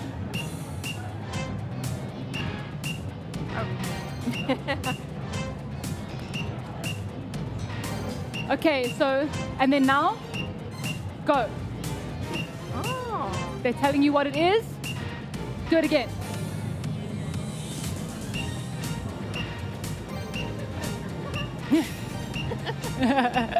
This one's hard, hey? Yeah. Good. Who's Yoshi? Yoshi is doing... Are you Yoshi? Yoshi's doing a good job at this one. Oh. Hi. You have to copy. No. Oh, geez. I get the most points. You did. Yeah. Okay, so pull the rein is this one. Okay? Pretend horse riding. Good.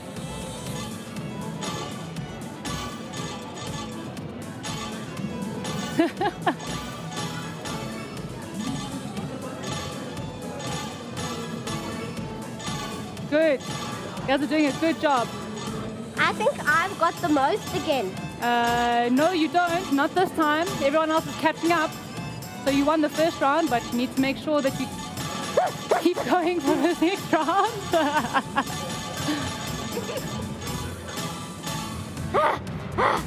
Oh, by 1 point. You guys were at the top there. You beat her by 1 point. Oh. Okay, so you're going to have to hit the moles, all right?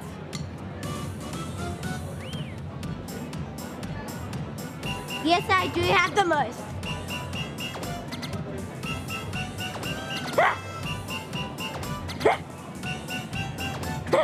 Oh.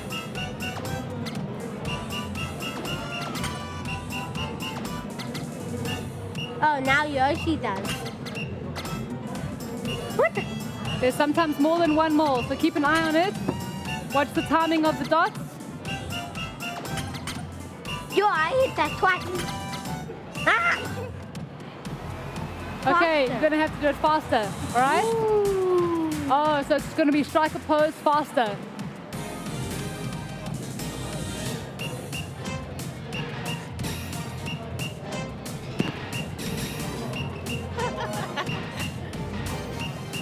So wait for her to do it, and then you do it the second time, remember?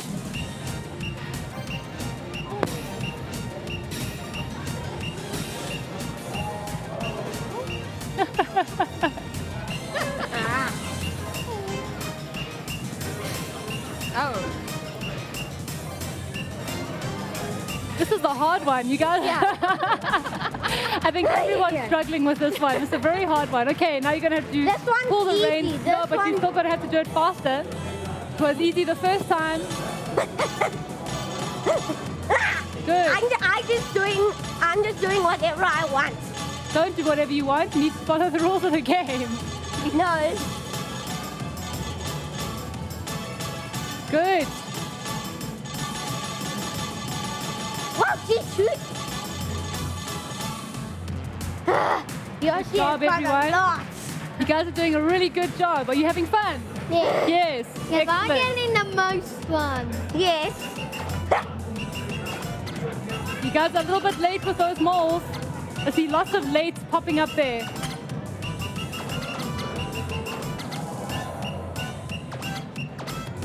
Well, you are literally hit the mole as it went down. Well, that's kind of actually, you have to hit it as it pops up. What the? Oh, sure, look at that one. That one was quick. Jeez. Let's see who won. Remix is hard.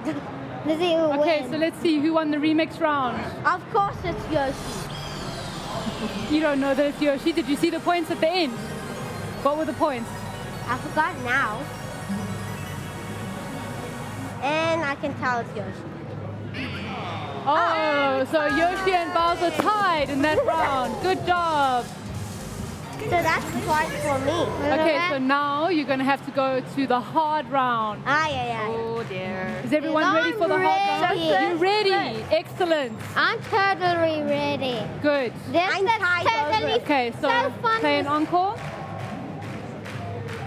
No. Oops. Too late. Well, anyways, I'm going to start it again. No, and let's go to hard. Okay, we're going to have to do that. All right, so walk over to the yellow screen. Bowser, did you play a one? Yellow screen? No. That one. No, that one. There. Hard to control. Yeah. And you have to select. Can you select? Wait. How? The top one, I think. Is the top one? I hate trying to use it like that.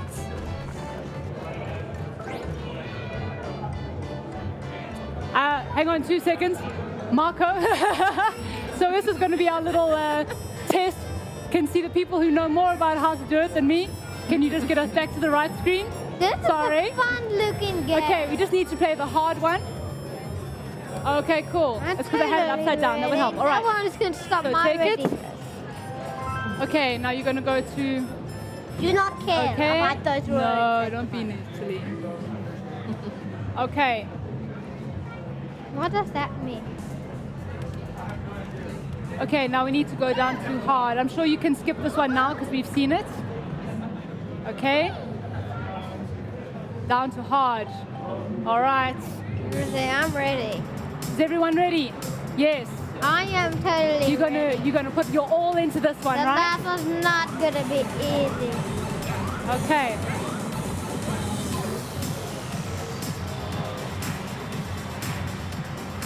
Okay. To the beat. Remember, listen to the music. There we go.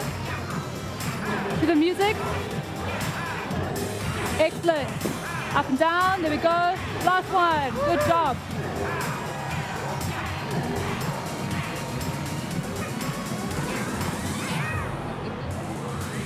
So what's this one gonna be? I don't know. It might be the same. Okay, so but it's going to be this, but harder. Yeah. All right.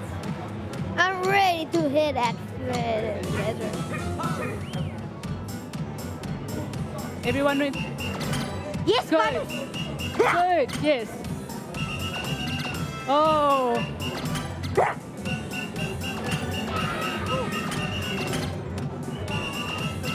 I hear that hamster every single time when I'm seeing them.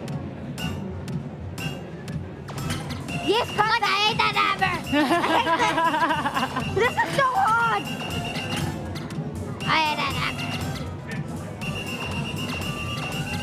I can't even tell you guys when to hit because you're all at different times. Yes, I hit them every time when I see them. Good job. Oh, that's hard. Oh. Pull the tablecloth. I figured this out. Okay. Nice. Oh. Whoa. I got enough. Ah! Oh. Whoa.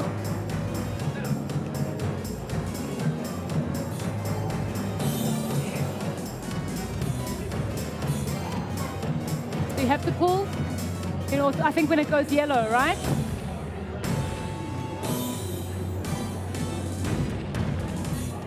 Good. So you have to pull when the circle goes yellow on that one. Okay. Wow, geez. Now you told me. I know. Flip the panel. Okay, ready to flip. This one I thought was really hard. It's about getting the timing.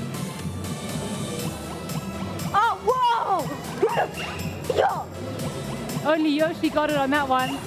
Yo, I got that one. No!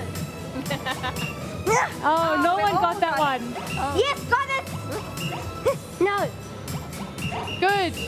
I got it late, but I got it in This one is really hard, guys. Yeah. You guys are doing a good job. I just did it anyway. Well. Oh, XR, we had one that just one that missed. I got nice there. So half of them are on stools. Well, stools. Okay, so who's the winner of that round? And some are very hard. Of course, it's not me. Oh, you say you don't know that? I don't know. Maybe it is you. I wasn't looking at the points, so I actually don't know. I also wasn't. So far we've had 2 Bowsers and a Yoshi, right? Yoshi. And Yoshi. So 2 Bowsers and 2 Yoshis. How are we going to split this hamper? I don't know. There's like Yoshi. So I guess there's 2 people who are great at that. Right, so it is. You guys can sit down again for me. Cool. All right? Have a seat. Let's sit again. Wow. Yeah, it's all good. So it is all over, but our winner is actually tied. So you're not seeing reflected on the scoreboard there because we went out, but we actually have 2 Bowsers and 2 Yoshi winners. So we're just going to have to figure out how we're going to do that. But, but basically, congratulations, you guys. One of you, or both of you, we will figure it out, has won yourself a Nintendo hamper. Thank you everyone for being such good sports. I hope you guys all had fun. Did you guys have fun? Did you guys have fun? This one's awesome. Good job. We're not gonna play another one. Hey, just wait. You guys can play again later. All right, so stick around. We will be back again for more Rage Madness. I'm Pippa Travelala. Catch you guys again in a bit. See you.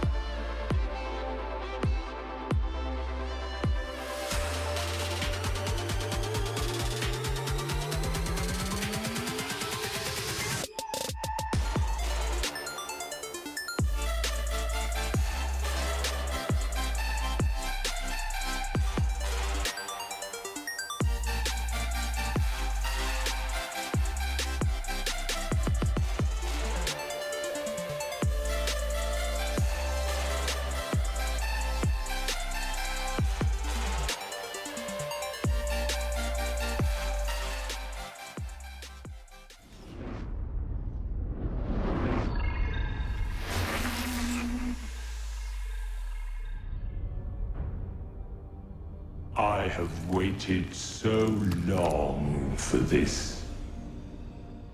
We will sacrifice the worlds of Atlas to the harvest.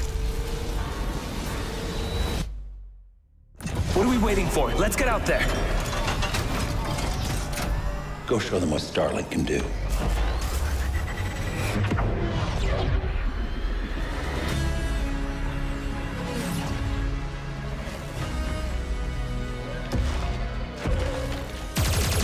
The Legion is growing. There aren't enough of us. We need to find help from every planet in Atlas.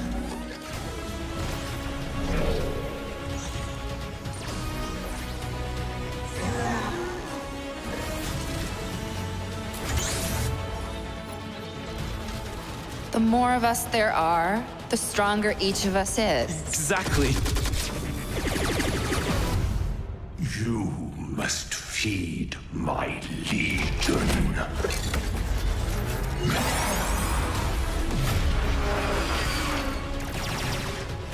Grax isn't going to stop until we end this.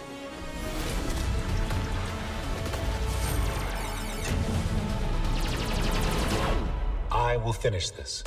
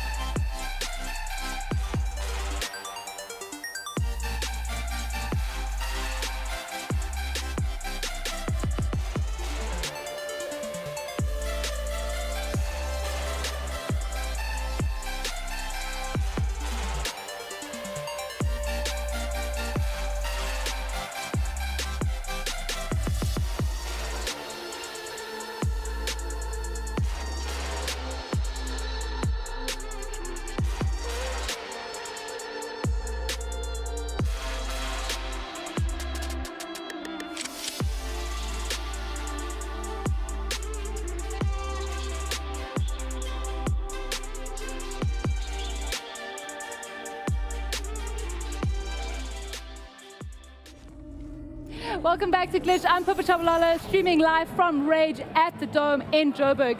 Now, we are going to be talking about upcoming game Starlink and taking a look at some of the toys, but before I do that, I do want to mention that you do need to go and have a look at the Table Realm stand if you are at rAge. There are some very cool prizes to be won at their stand. Also, make sure you check out their social media for all the details on how to win that. That is at Table Realms.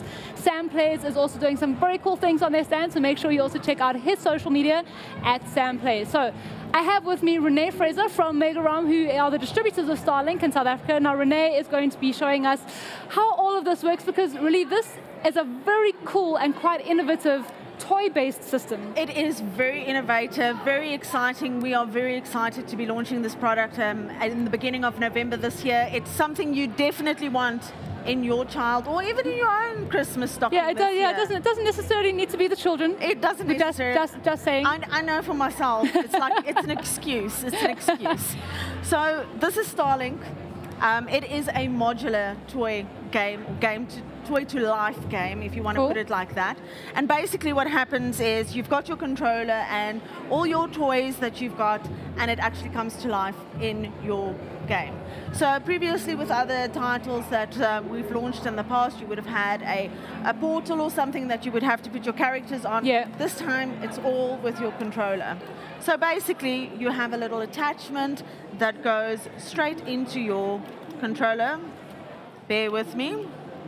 I was going to say, make sure you get that clipped on properly. It clipped on properly, and we just put it on like that, slipped on like that, and that is the beginning of your game.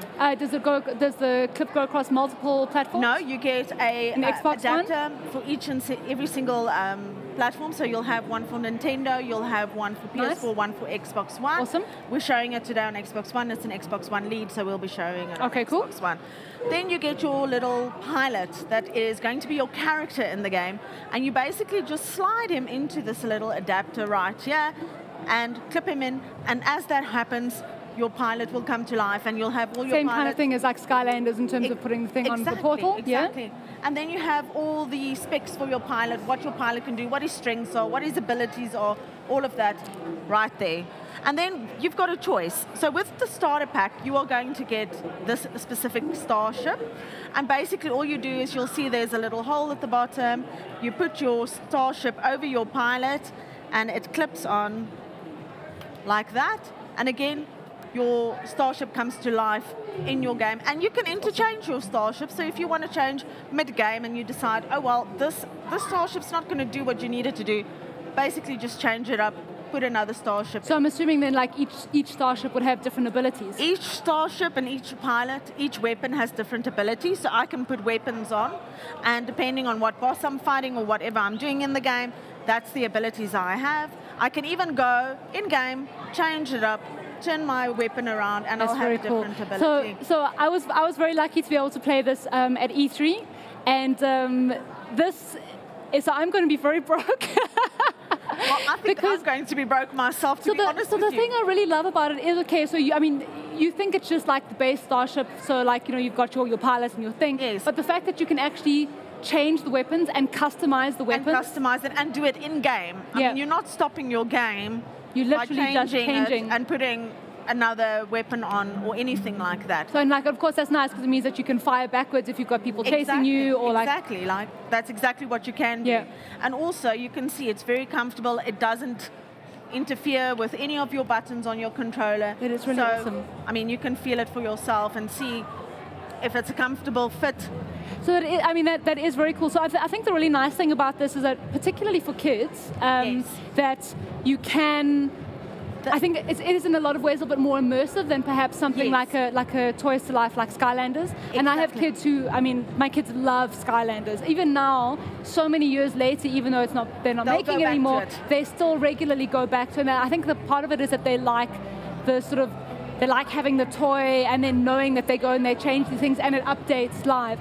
But something like this also means that it is that little bit more immersive. Immersive, so that actually, because you can use your imagination. And if you like turning and things like that with a lot of the things that have the motion sensor, for example, with PlayStation, then that is going to have an effect. It will definitely have that effect on it. And it's an open world game. Yeah. And it's set in space. You've got so many different various worlds that you can go and explore. There's creatures that look like dinosaurs.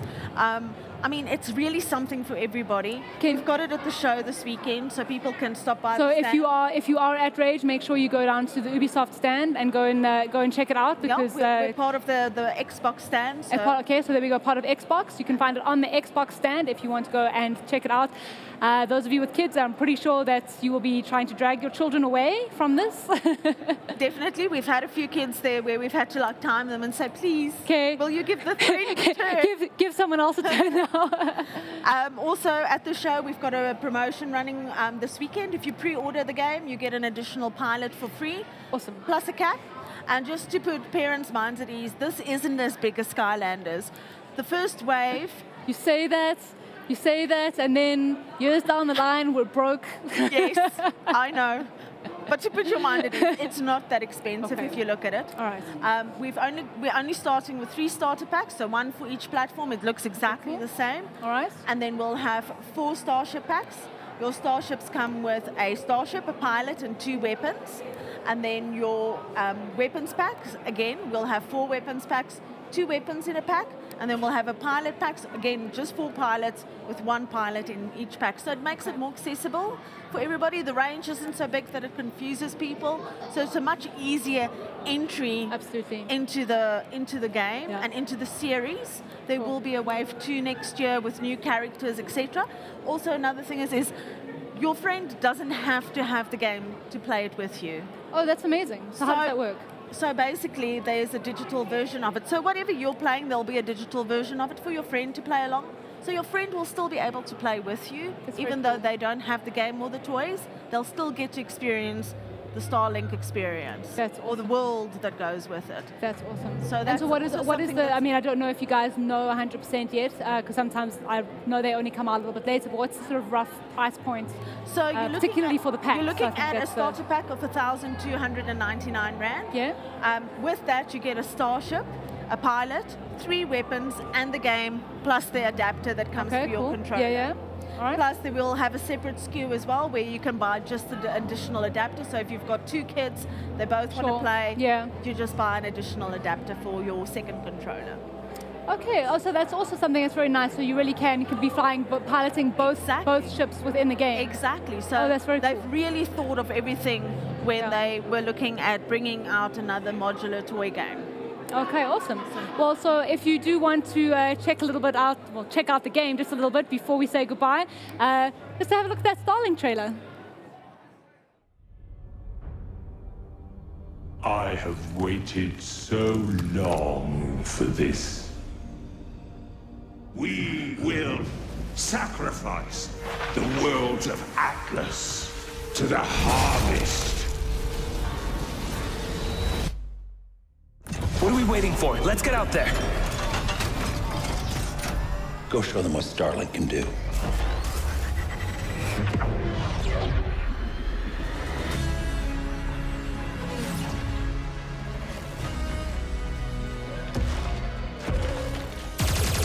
The Legion is growing. There aren't enough of us. We need to find help from every planet in Atlas.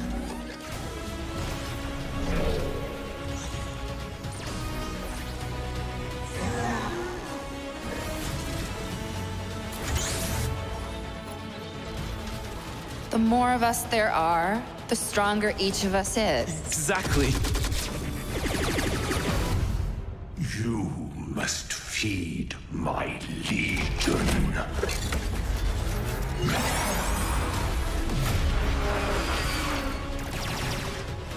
Grax isn't going to stop until we end this.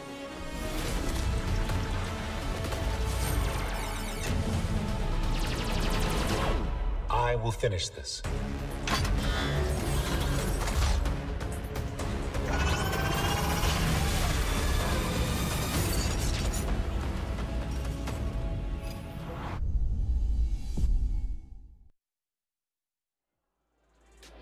So that looks really, really awesome. I mean, I was saying earlier that I managed to play some of it at E3, and it's a lot of fun. It really is a lot of fun to play. And I think the nice thing is that when we were doing it, we were still even there busy like customizing the ships as we were playing.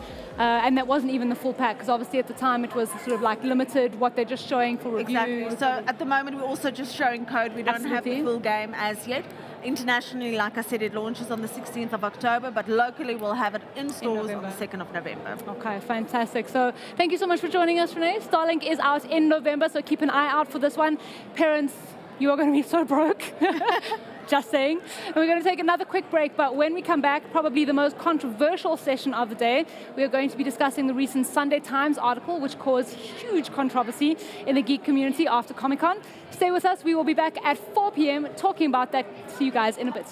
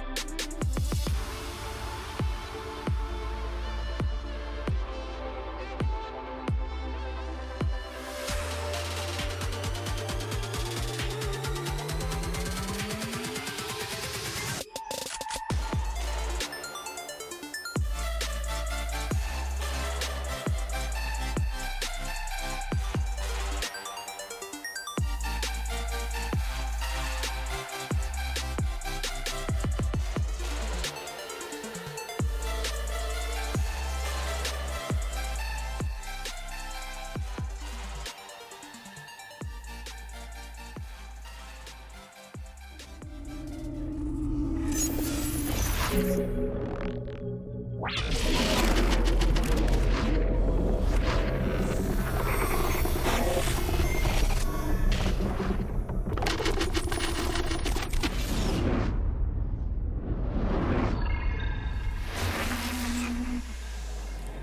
there, and welcome to our last session of the day. I'm Pippa Chabalala. Now, we have been having an amazing time today, and we even have a little highlight video for you to check out. So check what has been happening on the rAge floor on day one.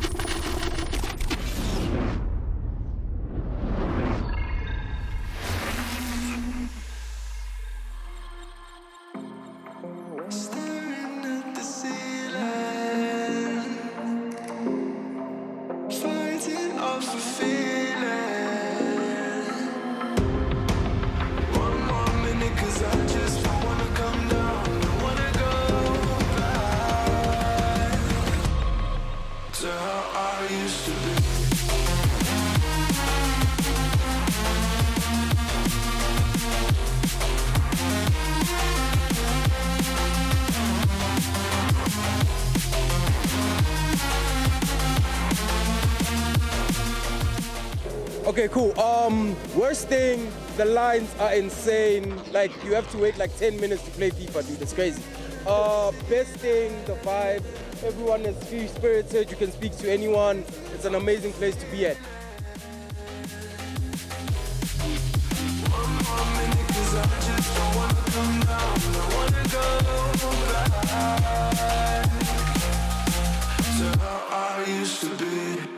I think I saw someone from Borderlands 2 playing Gun Berserker, and we had an actual gun formatted. That was insane.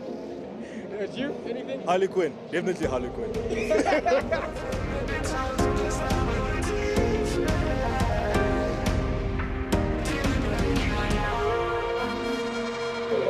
What do I still want to see?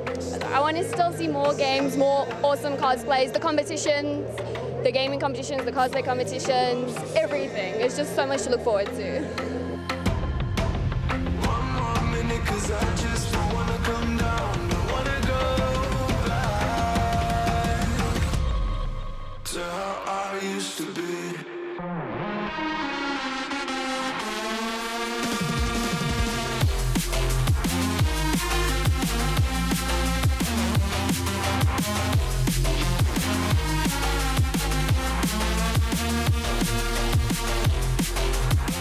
Comic-Con's great for like a day vibe, whereas rAge is more of like a weekend vibe, and it's very nice in that it's actually got a LAN and it feels more close to home than Comic-Con does, because Comic-Con's more of an international event. I think Comic-Con's very good for its cosplay, but I think overall this is far more better gaming vibe.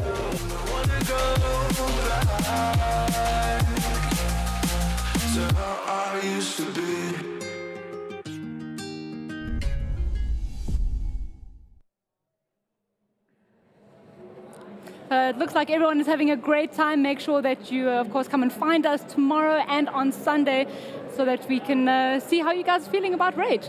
Now, we're ending the day on a little bit of a serious note, I guess, but it's a discussion that I think that is really important to have. If you do want to be involved, of course, don't forget to tweet us at Glitched Africa.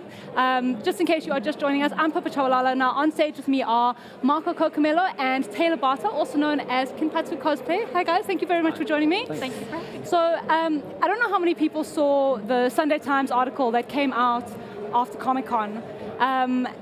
And there was a bit of drama that ensued post that. So just to kind of give everyone some context, in a nutshell, the writer wrote an article that was rather scathing of the attendees of the convention, and the Sunday Times published it as a review, claiming only after a lot of bad social media press that it was satire. So, and I see a couple of immediate problems. There are many, many problems, but immediate problems with that article now.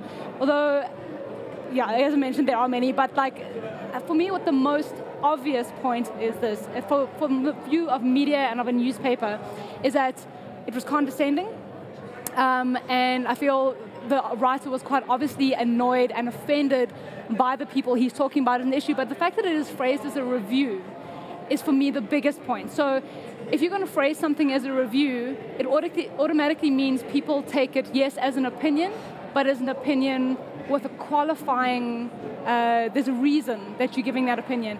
And I feel like anyone who was made, like perhaps on the fence for Comic-Con, maybe they didn't get a ticket this year and they want to go again next year and they're umming and ahhing, they're going to see something like that and immediately think, I do not want to be associated with those people, I am not going to go. And I think that that is bad for the industry as a whole, because again, they're maybe the same kind of people who would be like, oh, well, maybe I didn't get a ticket to Comic-Con, but I might attend rAge. So for me, that is the most immediate problem for me, but immediate only in the media sense. So I kind of like to get your thoughts on it. Taylor, I'm going to get to you in a second, but Marco, I mean, we obviously had a long discussion about this, and Glitch was very vocal about our opinion on the matter. So maybe I just want to hear from you first. Yeah, so it all started with the Sunday Times article coming out and shaming the geek community, and like slut shaming and fat shaming. It's a long stretch, but it happened. But like my issue with it is that it's kind of Darth Vader comment and the vomiting pixie. Yes, it was just so crude to a point where it had no base to attack a group of people, like a culture that way, where it made it seem like, for me, my biggest thing is like it made it seem like geeks were like aliens or like a different species of humans. And this reporter, the Sunday Times journalist, was like watching through like his binoculars in like a field, like observing us, like we need to be studied. And like this is how he wrote the article, as if like we are. And in a way, like I understand how they try to sell it off as satire, but if you I mean, and the thing is that it's very clearly not satire. I mean, satire. South Park is satire. I mean, like this. Yes. This was not poking fun at, but also sort of saying, oh, look how funny this is as a community, because I also do this thing. It was. When talking about the carpal tunnel syndrome thing and the sweats, and I'm like, this is it's very unflattering overview of a culture. But satire also means that you need to have a certain percentage of people that get it and will laugh and chuckle. But we're looking at like 99%, even not 100% of the people who are giving feedback, saying that this was not satire, this was wrong. So we had the Sunday Times article that was bad. It was like it blew up the whole week. Everybody, like our social media didn't stop. That tweet of mine, I think, got like the most, like some of the highest engagements. People were upset about it. People felt like, we're just trying to have like a cool expo, and it's like, who are you to look at us and demean us? And then the week later, then we had the response from them saying that the editor of the lifestyle section said that she saw it as satire. Yeah. And she said that she's geeky AF, and I was like, okay, so and she also claims that she was bullied as a child for being a geek. So it was kind of weird that you saw this article in the Sunday Times and nothing was done, and you were okay with being stereotypical. And then the sort of celebrating geek article that came out after. Yeah, so like following week we had a geek appreciation article that it had so many ideas that it wanted to be, but like it wasn't ever expanded to a point where you could understand what the writer was talking about. It was just a lot of stuff happening. I felt like there was, let me throw in all the geeky arguments I've heard in the last There was no praise there at all. There was no apology at all. We still haven't had an apology from them to say. No, I mean they haven't responded. To say, if you were offended. Other than that email that was a direct email, not a public anything. Yes, there has been, and the email was only. But that wasn't an apology though. That was still the only apology on that was she apologized for the late response to the email. So if something happens to your brand or you do something badly, even if you don't agree with it, or even if you offend half of your audience, you still have to apologize. You've still done something wrong. And I think that's my biggest thing. They haven't taken accountability at all yet for it. And I mean, this could have been so easily sorted out with we're really sorry, we didn't mean for it to be offensive, and we're so sorry it was taken that way.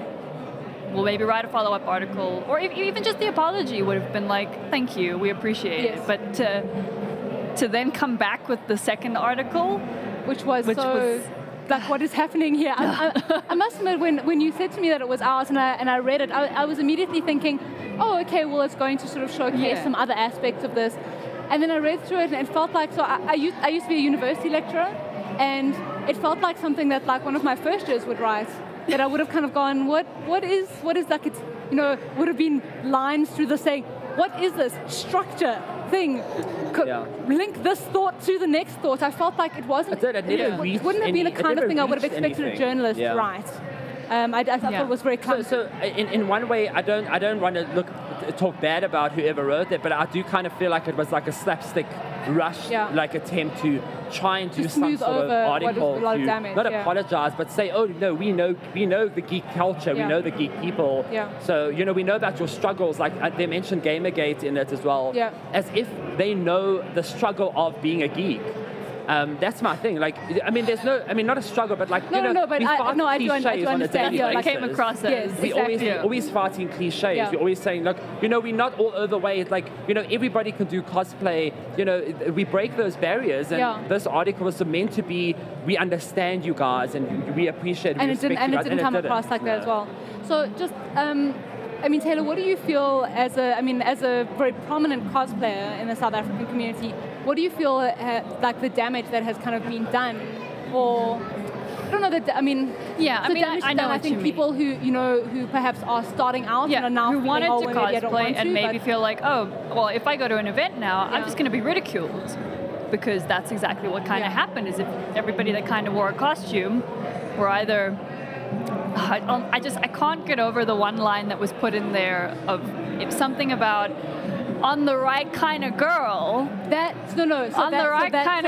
me, that was one of like the most offensive. And I'm like, on the right girl, who are you to say about their weight, body issues, everything, their appearance in general, and whereas they might have wanted to do it before, they read something like that and they think, okay, no, I'm not going to do it anymore. I'm not going to do that. I'm not going to. I really want to cosplay as this character, but now it shows too much skin, and I'm not the right kind of girl to be doing this. I mean, all those people who are like breaking through, saying, you know, I don't care what I look like. I love my culture, and I'm going to do it, and I'm going to dress the way I want. I couldn't imagine somebody reading that and saying, okay, well, you know, am I? You know, should I feel embarrassed to wear something? I mean, should I be ashamed? I was really concerned about the photos of the cosplayers that they used in the newspaper. So, I mean, when they were taking those photographs, were people aware that they were taking those photographs to be used in an article associated That's going to make fun of everybody. Exactly, that is making fun of them. So, I mean, that for me is a major issue. The other thing is that, okay, so I was working the whole weekend, so I didn't see as much of the cosplay as I would have liked. Like, I didn't get to see the competition. But I mean, was there any crossplay, for example? Oh, absolutely. So, I mean, there generally is. I mean, certainly at rAge, like that's normally a very big part of it is the crossplay. I'm quite surprised there was no comment made about like any sort of crossplay about like, you know, particularly, you know, guys, you know, dressing up in like sort of traditionally female characters, because that is rife for that kind of stereotyped criticism. I mean, maybe he just didn't realize, because a lot of the people here that do it so well that you won't be able to tell unless they're speaking to you. So maybe he just didn't quite pick up on that because it was so well done. But I'm surprised you didn't mention something about that either. And then that's also kind of why I was a little bit upset about the fact that they came down so hard on the community here for the toxic masculinity, the fact that they made it seem like the community is very racist and stuff like that, because the community I see here in terms of cosplay is so different, and we're not like that. We encourage people to break the barriers of crossplay, of I think, to be honest, that's the beauty of cosplay, is the fact that, like, you know, you can break down those barriers and be something other than your day-to-day, and that does sort of provide a certain element of freedom. Like, I thought there was a real opportunity missed when they said in the email, we're going to be writing an upliftment piece, something to showcase the community here. They didn't really comment on the community here either. It was all photos from New York Comic Con, a general overarching view of the geek culture all over the world, which is not necessarily the same in every single country. And I mean, here, we have broken through so many barriers within the last 2 years. We now have international cosplay competitions where people go overseas and compete on an international level with other people. Yeah. Same with the gaming. In fact, you will be competing.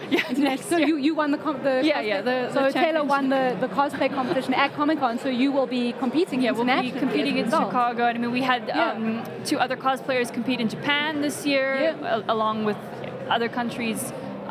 Same with the gaming. We have international teams overseas competing as well. So they could have focused on that kind of stuff as a way to show, you know, this is an amazing field of people, of opportunities that absolutely. they... And I think part of the issue is that what they're doing is they're really, you know, closing off the accessibility of the community, and the community is accessible. Yeah. This is the thing, is that, like, I mean, none of us ever want to, I think, as people, like not as a geek community or as gamers or as cosplayers, none of us ever want to feel like we are isolated in any way. I mean, like, you know, it's from a, as we're growing up, no one wants to feel that they are being bullied or that they are isolated or anything like that.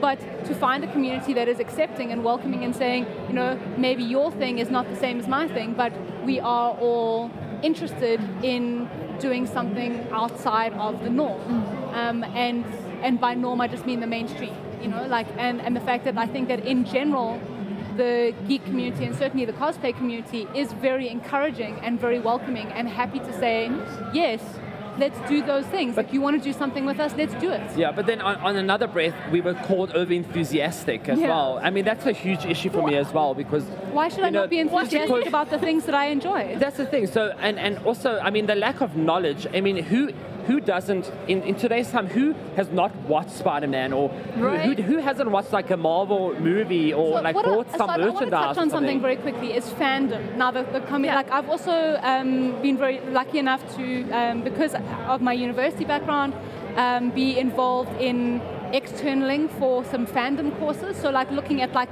the academic theory behind fandom and what makes people fans of certain things, like how that grows. And what absolutely blows my mind is the fact that people can be critical of my love of video games and comic books, your love of cosplay, your love of video games, like all these sorts of things, and yet we do not see the problem with being a sports fan. Exactly. Or, that's the thing, I mean, so people paint themselves, get dressed up, stand in the rain, shout and scream. And the first comment on that article is about the vomiting pixie. But if I had to be commenting on the guy who's had too much to drink at the rugby match, who's vomiting, but like not on even the that. stand, I mean, look at the soccer matches. Yeah. People like go crazy, and like people die, and people get beaten. If you ever watched a Pirates and the Chiefs match, people who are dressed up supporting their team, I don't see how that is any different. Not, A fandom is a fandom. It doesn't matter what that fandom is. But my issue is in 2018, how are you not exposed to any sort of the geek side of the geek culture? Be it, it's impossible. Yeah. You cannot know who Spider-Man is. TV series. Forget about movies. Oh, I don't like superhero movies. That's okay. But do you watch a particular TV series on Netflix or on DSTV or whatever? You know, do you have something like that you binge watch? That is a very, very common thing. But not even that. World. How can you walk through a shopping center and not see like a Spider-Man T-shirt?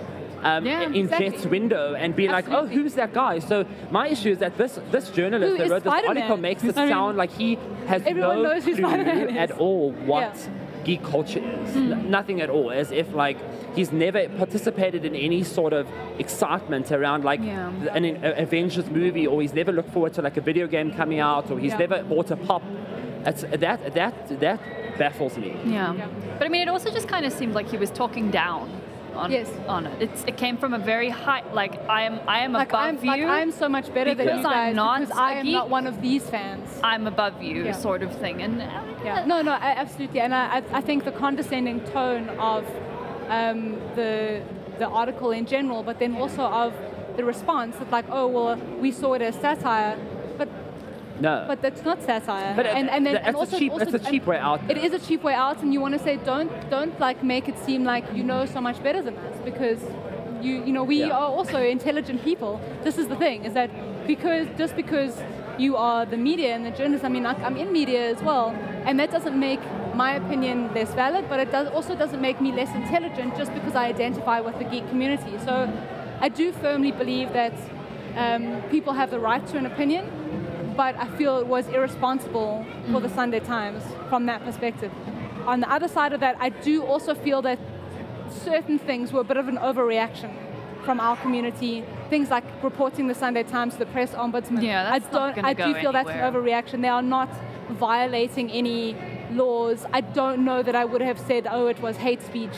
I mean, whilst I don't agree with the tone and the opinion on it, it was published as a review and an opinion piece. So I don't feel, it's not like, oh, well, it was a racist piece that particularly said something specific. So like, it is a difficult one there, but I do feel that is an overreaction from our community. And I feel that if we are going to try, we also need to be, rather than the burn the witch, we need to be better. We need to extend the hand and say, okay, but we are not those people from that perspective. Yeah, I mean, I had a few people. It was an odd number, but I had a few people saying that, you know, while they don't agree, they just don't see an issue with this. You know, it's an opinion, and you know, I feel like an opinion is opinion, but like when you're starting to, it was an attack on a character, on geek character, and I mean, one of the most shocking lines is when he mentions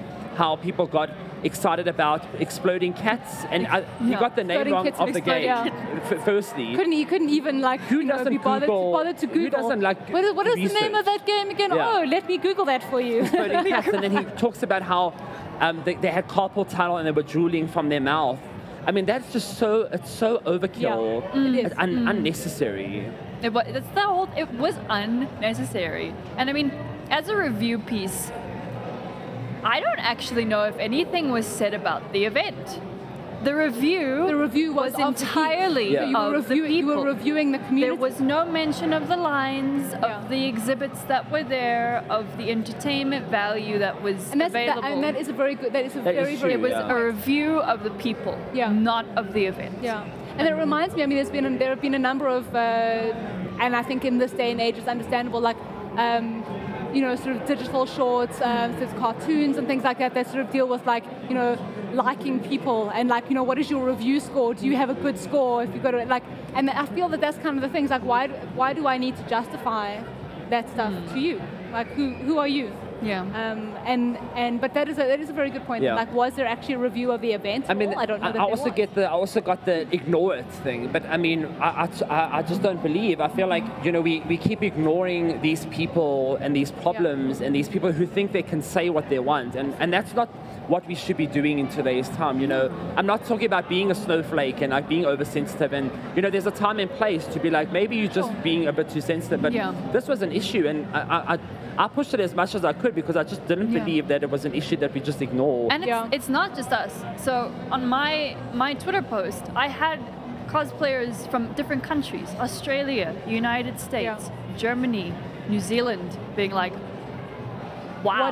What is that? That is, wow. Yeah, exactly. And somebody even commented, and she said, I feel like I've been taken back 20 years. She was from the United States. She said, I feel like this article has taken me back 20 years ago to when we were first starting out as a geek community in the States. And that's exactly my thing is, here we're still starting out. It's still so small. It's still a niche thing. People don't understand it. It's not normal. I mean, if you get into a cab in cosplay in the United States, they'll be like, oh, you're going to a convention? And yet, I mean, like, I was quite, you know, pleasantly surprised by the number of people who dressed up. I mean, I had a discussion with Michael James from Rage about like the sort of the cosplay and whatever, and he said it's interesting because you find, I think because it was, people understood it as Comic-Con, they understood people dress up for Comic-Con, so I must dress up. So people who wouldn't ordinarily have cosplayed were like, well, let me go and hire a costume and come and cosplay. The kids who came and cosplay, and I'm like, why do you want to, you know, destroy something take that like away that? from someone. Which is take it away from someone. There's nothing else like it. I mean, let's be honest. There's nothing else. You can't just getting dressed in cosplay and go to the shopping center. You know, there's a time and place for it, and this is. I mean, and you could, but I mean, like, and the level of detail. I mean, I've never seen the quality and the level of detail that I did at Comic-Con Africa. I feel like South African cosplay reached a new high. During the weekend. But I think part of it was also the enthusiasm, because I mean, I see a lot of those same people who come to rAge, and the quality has always, like, each year you see it just get that much better. Because people have now, you know, they're practicing, they've gotten better at, like, you know, maybe doing a certain kind of craft or a certain kind of thing, and so that it does just improve. I mean, I'll never forget my first rAge was about 6 or 7 years ago. And I came through, and the cosplay competition was like in a little corner on a little box. Yes. There were maybe like 30 cosplayers at the event at that time. And now you come to rAge, there's cosplayers everywhere. Exactly. The Cosplay South Africa group has like 3,000 people in it. Yeah. So it's gone from like 30 people to over 100 people just entering the competition, not including the people just walking around for fun. And the quality and the effort and the time that gets put into everything. I mean, I've never, like, often when you see, like, at Comic-Con, I saw somebody, and then I looked away, and then I realized what I saw, and I had to look back, because, like, the level, the detail was so crazy. And then, you know, the effort and the love and the passion, and then Sunday Times comes in, just like, sorry guys, so you weird. So what do you think the, I don't know that there is a solution, but what do you think the reaction should be going forward? Because I think that we are going to, I mean, let's be perfectly honest, this is something that at some point the community is going to encounter again. It's sad, but that is the case. But I think that, you know, because I mean, we did actually, as Glitched, we did actually say to the Sunday Times, hey, do you want to come and be on our stream this weekend at rAge, and we can talk about it, and, like, you know, maybe we can give us your opinion, which, I mean, we didn't get feedback from them, but I mean, we extended the hand and we said, hey, do you want to come and do this thing? And this is also the thing, like, how do we as a community say, we are not those people, and we can be better. We can be the bigger people. What do you want to know? How do we help educate? What do you want us to do to show you that actually maybe you just need a perspective shift? I mean, we're not going to change anyone's mind who doesn't want their mind changed, but we can say, have you tried looking at it from this perspective, or looking at things a bit differently, and maybe you'll find something that is your fandom. I don't know, I feel like, you know, geeks must just carry on doing, we're doing something right if, like, a newspaper doesn't understand what we're doing, you know? I feel like the impact's being made, and I remember somebody once telling me many years ago, if everyone likes you, you're doing it wrong. And I do firmly believe that, because it means that you are pushing boundaries. You know, and you know, I try and look at it in a point of view where this guy was clearly, I mean, he was either looking for attention, or, you know, the truth of the matter, he has no idea about geek culture, which is hard to believe. In 2018, it's hard to believe. Absolutely. So, I mean, from our point of view, just carry on. Just do it. I mean, the quality of cosplay is getting bigger. Our expos are getting bigger. Everybody's becoming more geekified. Like, everybody's playing games, everybody's enjoying comics, and it's such a beautiful thing to do. You know, there's such excitement. I feel like life is so boring at times, and the geek culture gives you that excitement. You know, when you come in from work and you want to play a game, or there's a new Avengers movie coming out, and that community rallies together to go watch that thing. It's such a cool thing to be part of, and we need it. I don't know what I would do if I wasn't a geek. You know, I'd drive myself crazy. So just carry on, and that's my thing. Just carry on. Yeah, absolutely. I mean, I think for every kind of article that gets written like this, we just need to push other people who have the platforms to do so and are willing to do so to write actual, truthful, positive articles that are going to push the community to do better and bring in more people and get more. Respond and come back with respond with something that is positive. Respond with, maybe instead of, okay, so Comic-Con was looked at as this spectacle, rather highlight the cool what was amazing about Comic-Con, what was different, what pushed it. Speak to other media people and get them involved, maybe try and get them excited. I mean, I have so many friends who have now got media positions, and they're trying so hard to push for cosplay, to push for the gaming community, the geek community, and write more articles about them, and put them in big newspapers and magazines on our behalf. And I think those people are the OGs. They're seriously like... in a world of negativity, just be positive. And just carry on. There's the geek culture, there's nothing bad about it. It's just I mean, we might have bad Venom movies. Look, I mean, I think, you know, look, I mean, when they were referring to the whole like toxic masculinity thing, I don't think that we can completely just discard that. No. There is an element of that, but I do feel like there's also an element of that in every industry. And having worked in multiple industries, there's always going to be something that is negative about that. You can't say, oh, it's all sunshine and rainbows. It's not. That's a human problem. But exactly, that's a human problem, it's not an industry problem. It doesn't not, oh, because I'm a geek, means that there's an element of toxic. But I do believe there's a special human banking. There's a special human inside you. If that's how you open up your review of something, you know, like what type of person are you? If that's what you follow in with, you know, it's such a sensitive thing. Like, why would you? It just makes no sense to me. Why would you do it? I mean, that's what I found so ironic about the whole thing, was that they were going after this idea of trolls, of toxic masculinity, of it's everything that's wrong. But it was everything that was expressed in the article before, which they refused to acknowledge as a serious issue and said it was satire as a joke. So it's a problem for us, but it wasn't a problem for their writer. Yeah, that was what I found. I couldn't see the disconnect. I was just sitting there like, but you know, it makes no sense. So do you guys have any like perhaps like final thoughts that you'd like to wrap up with? Maybe there's one. I mean, we've kind of jumped all over the place, but you know, maybe there's something that you're like, oh, I really wanted to say this. Yeah, I think for me, it's just, you know, just to the geeks out there, just carry on. I mean, look at what we're doing. Just carry on being you, right? Because you know, the South African community is, we think we're big, but we're not that big. And just bring people in and show like it's okay, it's cool. Like I make it sound like we're a support group now, but unfortunately the Sunday Times has made that support group. Yeah, they've made it look like you are welcome. You know, we're not crazy people. But to be fair, that's not an entirely bad analogy, because also I think that if you look at the kind of people who are like, you know, that they attended Comic-Con, they're attending Rage, and they're still kind of going, hey, we're still here and we're still doing the same thing. So like, you know, if you need that extra thing, absolutely, we are here to support you as a community. And I mean, I think if there's probably maybe one positive thing that came out of this is we did see the whole community kind of come together, rally together, support each other, you know, and that I found amazing, because I didn't expect the amount of people to speak up that did, which I thought was really, really cool. No, the feedback was great. It was huge. I've never seen so many people rally behind something before, and the hate comments and the stuff I had to delete. I didn't want to see death threats on the site. You know, it's crazy. It's crazy. So. Amazing, guys. Thank you so much. Thank you both so much for joining us. We will be discussing the same topic with radio producer Chris Jordan tomorrow afternoon at the same time, just to get a slightly different media perspective on the issue. I think it is a very important discussion to have, so let us open up that conversation. Thank you to everyone for joining us today. We hope you enjoyed it as much as we did. Make sure you tune in tomorrow when we will be talking to Michael James from rAge, as well as playing some Bushfighter with comedian Vittorio Leonardi. YouTuber Sam Players will also be joining the Glitch team and hosting some esports sessions, so you do not want to miss that.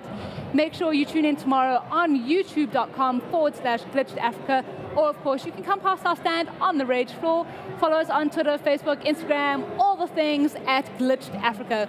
I'm Pupa Shabalala. Thanks for joining us. Catch you guys again tomorrow. Bye.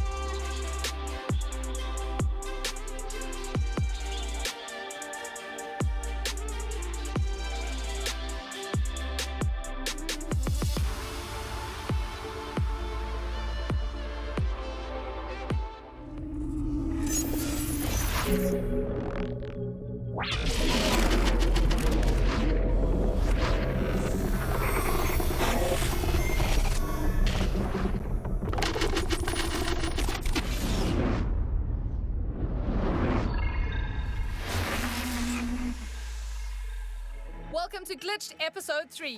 This week, Call of Duty has taken over as we attend both the Joburg and Cape Town launch and raid the Metal State House to learn more about their upcoming COD championships. We also review the latest Need for Speed game and count down the top 10 games we cannot wait to play in 2018. Yes, the year is almost done and dusted, so what better way to get excited about 2018 than to dream about how awesome the games will be.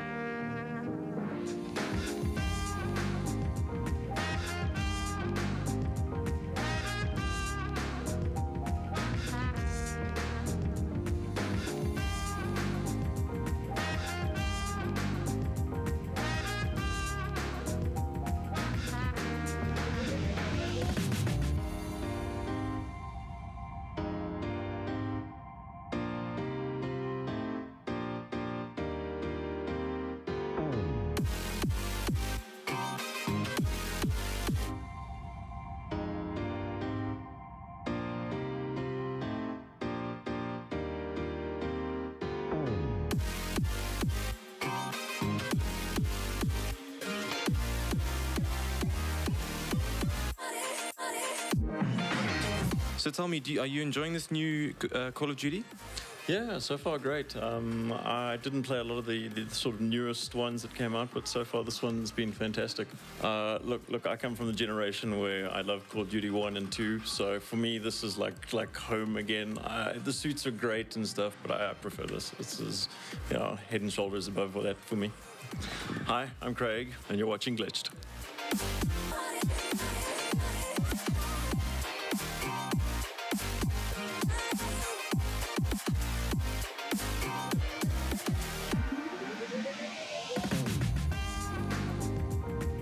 Hey guys, it's me, Anthrax. We're here at the Metal State Studios. We are currently at the Call of Duty World War II launch event. We had, as Metal State, had the privilege of working in partnership with MegaROM to do this fantastic event. We've got a whole bunch of people downstairs, and we are launching this incredible game. I mean, I've never been a console fan. Anybody that knows me will know that I'm a PC master race. Yeah. So the point is that boots on the ground. I've always had this thing with Battlefield, and this whole World War II vibe that's happening here with COD is just taking it to the next level for me. And a lot of people that I know personally that weren't really into COD have now started to maybe move their way back to COD or consider it as an option, particularly since Metal State has just announced their Astro COD League, which will start at the beginning of the new year, 50,000 Rand per season, and there will be more than one season a year. Being able to be a part of this and be in esports and bring COD back into the light where it so rightfully belongs, aside Counter-Strike and Dota and all of the other games that are still out there that need to be pulled into the light. So from my perspective and MegaROM's perspective, thank you guys for being a part of this COD World War II launch and being a part of bringing COD back, boots on the ground, and all I can say is, here we go.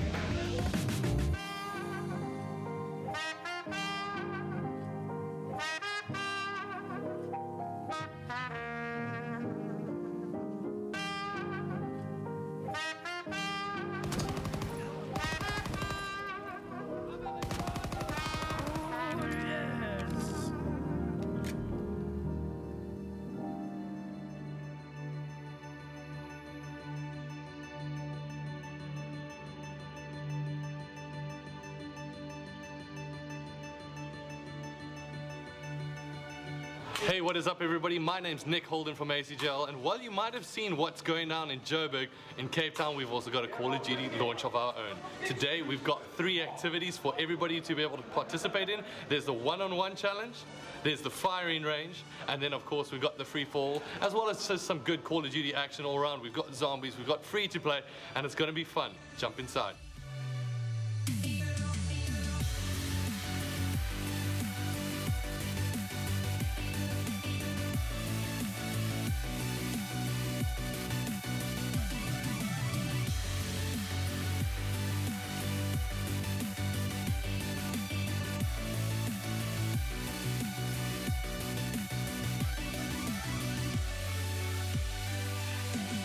Jessica, up huge here, ladies and gentlemen.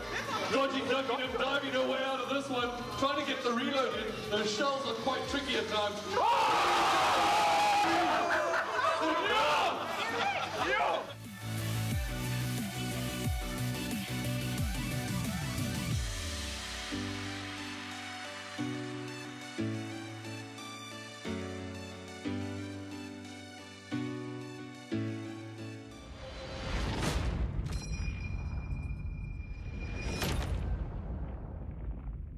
We were a crew, and she left us with nothing. We're gonna end this, starting now. Get me close to him, and I'll take care of the rest.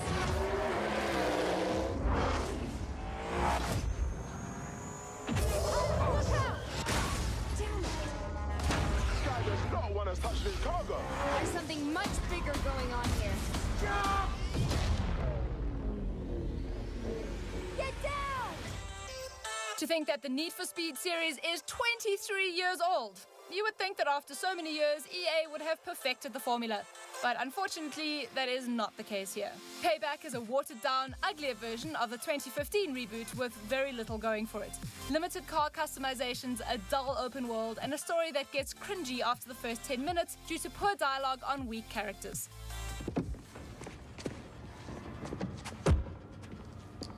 The hell? Where's the car? Lena Navarro. She played us both and took it for the house. Did she? You're useless to me. Enjoy prison. Do I have a choice? There's always a choice. In many ways, the 2015 version needed work, but it did what it set out to achieve by reviving the classic Need for Speed Underground features in a modern game. All this is lost in Payback. Now the game's 17-hour campaign sees you jump across different characters, racing in various leagues, all in an attempt to build up a rep to take down the House, the cartel that controls Fortune Valley's underworld. What Payback does well is its awesome driving mechanics. We have played a fair share of racing sims over the past few months, so the arcade-style approach in Payback was refreshing. Cars feel good across all types, be it supercars, off-road, you name it. Payback's racing is where it shines, as its off-road, drag, and street racing works very well. They could have taken the entire story and all the characters out of the game and left the racing, and it would have been a fantastic arcade racer. Cars feel great, drifting is fluid and precise, and even the AI opponents are fairly decent. Fortune Valley is divided into different sections, with each one home to a set car type. As much as we loved racing across the streets in a BMW M4, nothing beat ramping over sand dunes and kicking up dust in the desert region. With the driving being so great, you would think it would be complemented by a decent story. Well, we wish we could say it is. Payback's writing is atrocious. So bad that we even skipped some cutscenes to save ourselves from dealing with the cheap dialogue and cliché characters you meet along the way. It is bad. Like Fast and the Furious, filmed and produced with no budget bad. There's just no reason to care about the people or events in the game, as even the most dramatic moments are brought down by some cheesy one-liners. Rawr. Raw. It pulls you away from the action, and while there are some great story moments that play out like a high-octane Hollywood flick, they all fall flat due to this issue. Cop chases are also all predetermined, as you now just have to speed through checkpoints and get to the end of them to escape the pigs. There is no skill or excitement gained from these at all. Before, the more cop cars you destroyed by bashing them into walls, the more intense these chases would get. This is not the case at all now, as the same boring cops chase you every time. To be honest, the best thing about the cop chases is the radio broadcast that comes out of the DualShock 4's controller. Payback's vehicle upgrades and customization system relies on you unlocking them before you can use them. Want that sexy double exhaust? Well, then you'll probably have to find billboards across Fortune Valley and smash them before you can even think about installing it on your car. The system is walled behind tedious activities that make for an unpleasant grind. As for the performance enhancement system, this has now been locked in a collectible card game. You need to collect cars in packs unlocked by leveling up, and of course buying them with in-game cash and, dare I say it, currency bought with real money. These speed cards are equipped with your car and they boost the performance, again locking you behind a tedious grind or forcing you to spend real money. There's even a speed card slot machine that randomly gives you performance cards. If that's not the definition of gambling, then I don't know what is. In the end, Need for Speed Payback is held back by its terrible story, poor narrative, and its broken speed card system that will screw you over quite a few times. The racing aspect of the game is great if only it was possible to play it without dealing with all the other terrible features. We give Need for Speed Payback a 6 out of 10. I know the reason she's so far away. 2018 is around the corner, and what better way to build the hype for all the awesome games coming out than to count down the top 10 games we cannot wait to play. All these games have been on our list since we first got a glimpse of them, and their release cannot come fast enough. At number 10, we have Monster Hunter World.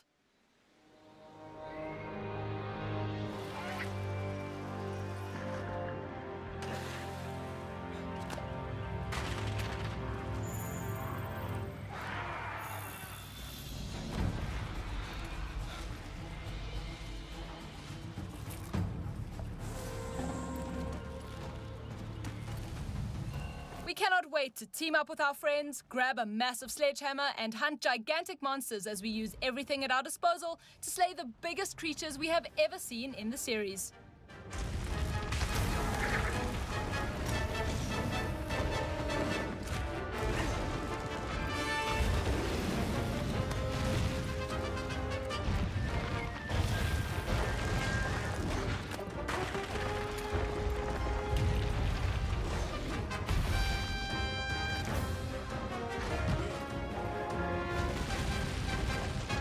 The next installment in the series is going to be bigger and better, and of course look like something out of a CG film thanks to the move to consoles and PC.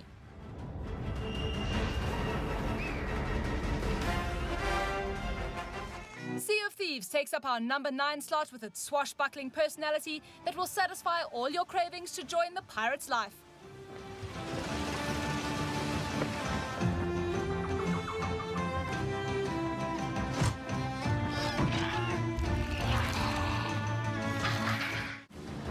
This Xbox exclusive will let you explore uncharted oceans as you and your online team search for treasure, as pirates do best. While that sounds like an instant road to riches, there are some risks. Other players will try and stop you by any means and steal your treasure. You and your low-life team of pirates will fight back, and the winners will walk away with the fame and riches beyond your wildest dreams.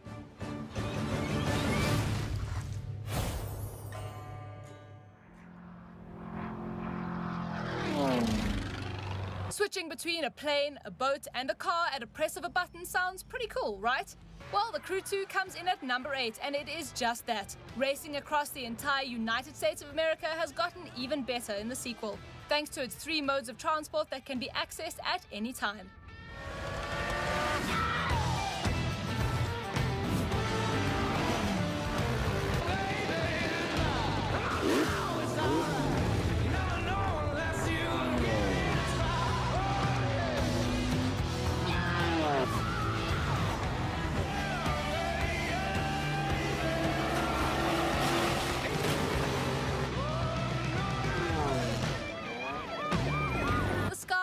Literally the limit.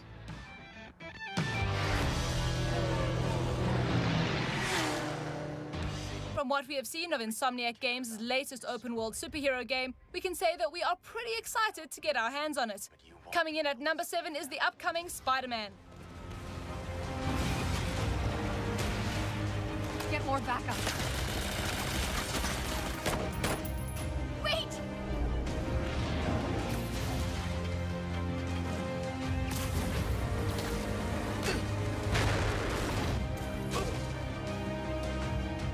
Play this just right.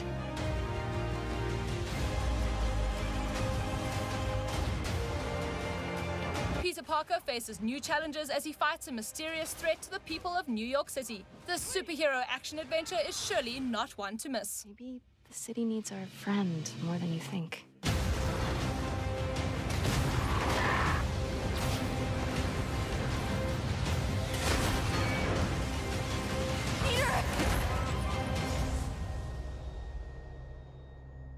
Acting as a direct sequel to 2013's masterpiece is Ni no Kuni 2: Revenant Kingdom. Players will assume the role of Evan Pettiwhisker, a young king who sets out to reclaim his kingdom. The world is filled with danger and magic, and is one of the most gorgeous RPGs on the horizon. So good looking that it lands at number 6 on our list. You'll take my little darlings with you, of course.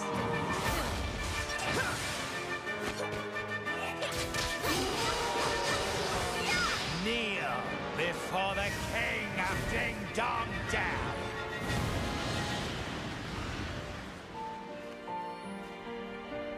We'll build it together. A kingdom we can all be proud of.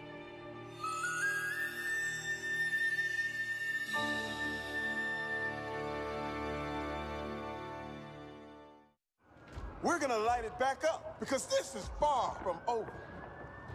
In fact, it's only just begun. That's why we brought in you. You got the talent. Now you need the tech. Big things too far! Today, you throw grenades. Boom! Tomorrow, you'll be throwing cars. Ah! Forget dropping bombs. You're dropping buildings. Now it's time to get to work. Time to step up your boom. Oh, that's my cue. It's go time. Yeah, son. Oh yeah.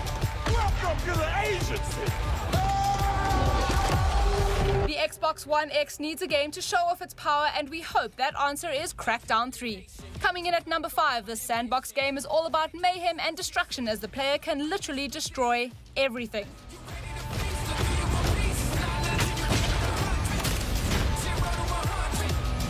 We were being serious about that destruction part. The game will make use of Microsoft's powerful Azure servers, allowing for even more cloud processing power. That in hand with the Xbox One X will make for one badass game.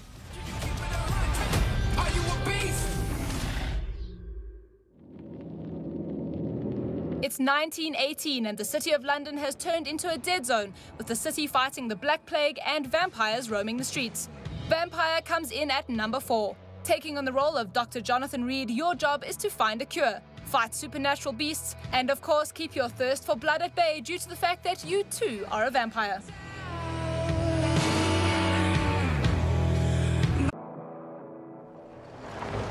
At number 3 we have Far Cry 5. Now we have played this, it is awesome, and we cannot wait for it to release so we can take down Mr. Joseph Seed, who believes that he has been chosen to protect the people of Hope County from the end of the world. His and our definition of protect might be a bit different, as it is his way or the highway. And when we say highway, we mean death. And some of you may fight, but in the end, you will thank us. I am your father, and you are my children.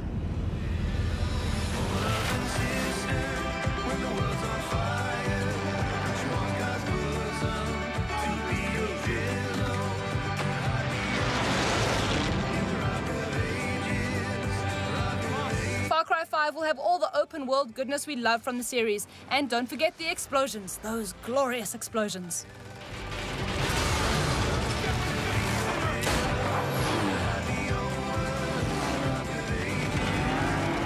The end is upon us. I shall lead you to the gate. For you are my children, and I am your father.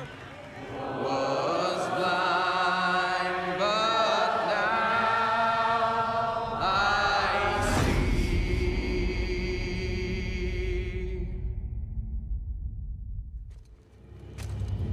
Kratos is back and more humble than ever in God of War at number 2. Many years have passed since Kratos took vengeance against the Olympic gods, and while we all thought he was dead, he was actually not. Kratos now has to take hold of that rage that still burns inside him, and hopefully, thanks to his son Atreus, it will be possible. It does not attack. Ah. Mom made them sound more dangerous than that. Then do not drop your guard. Come.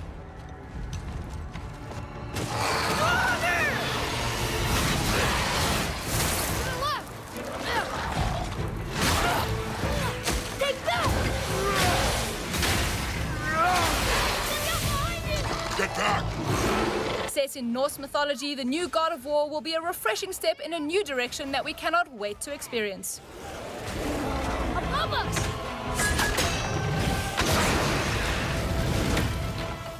Wow! Amazing! Follow me. Yes, sir!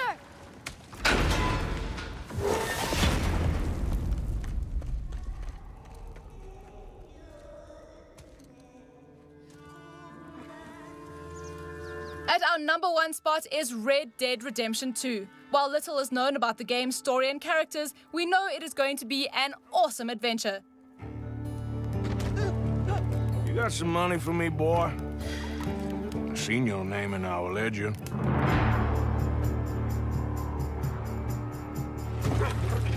You're a wanted man, Mr. Morgan. Maybe when your mother's finished mourning your father, I'll keep her in black on your behalf. Red Dead Redemption 2 will serve as a prequel to the original, and it will have all the wild horse chases, heists, and pretty much everything we love about Western games. Chased us over the mountains. We'll need an extra gun. This place ain't no such thing as civilized.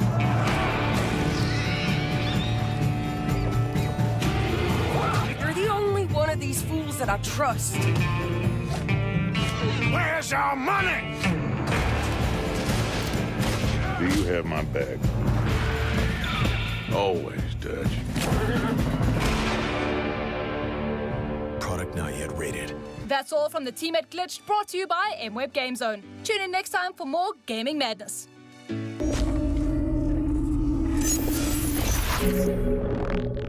What?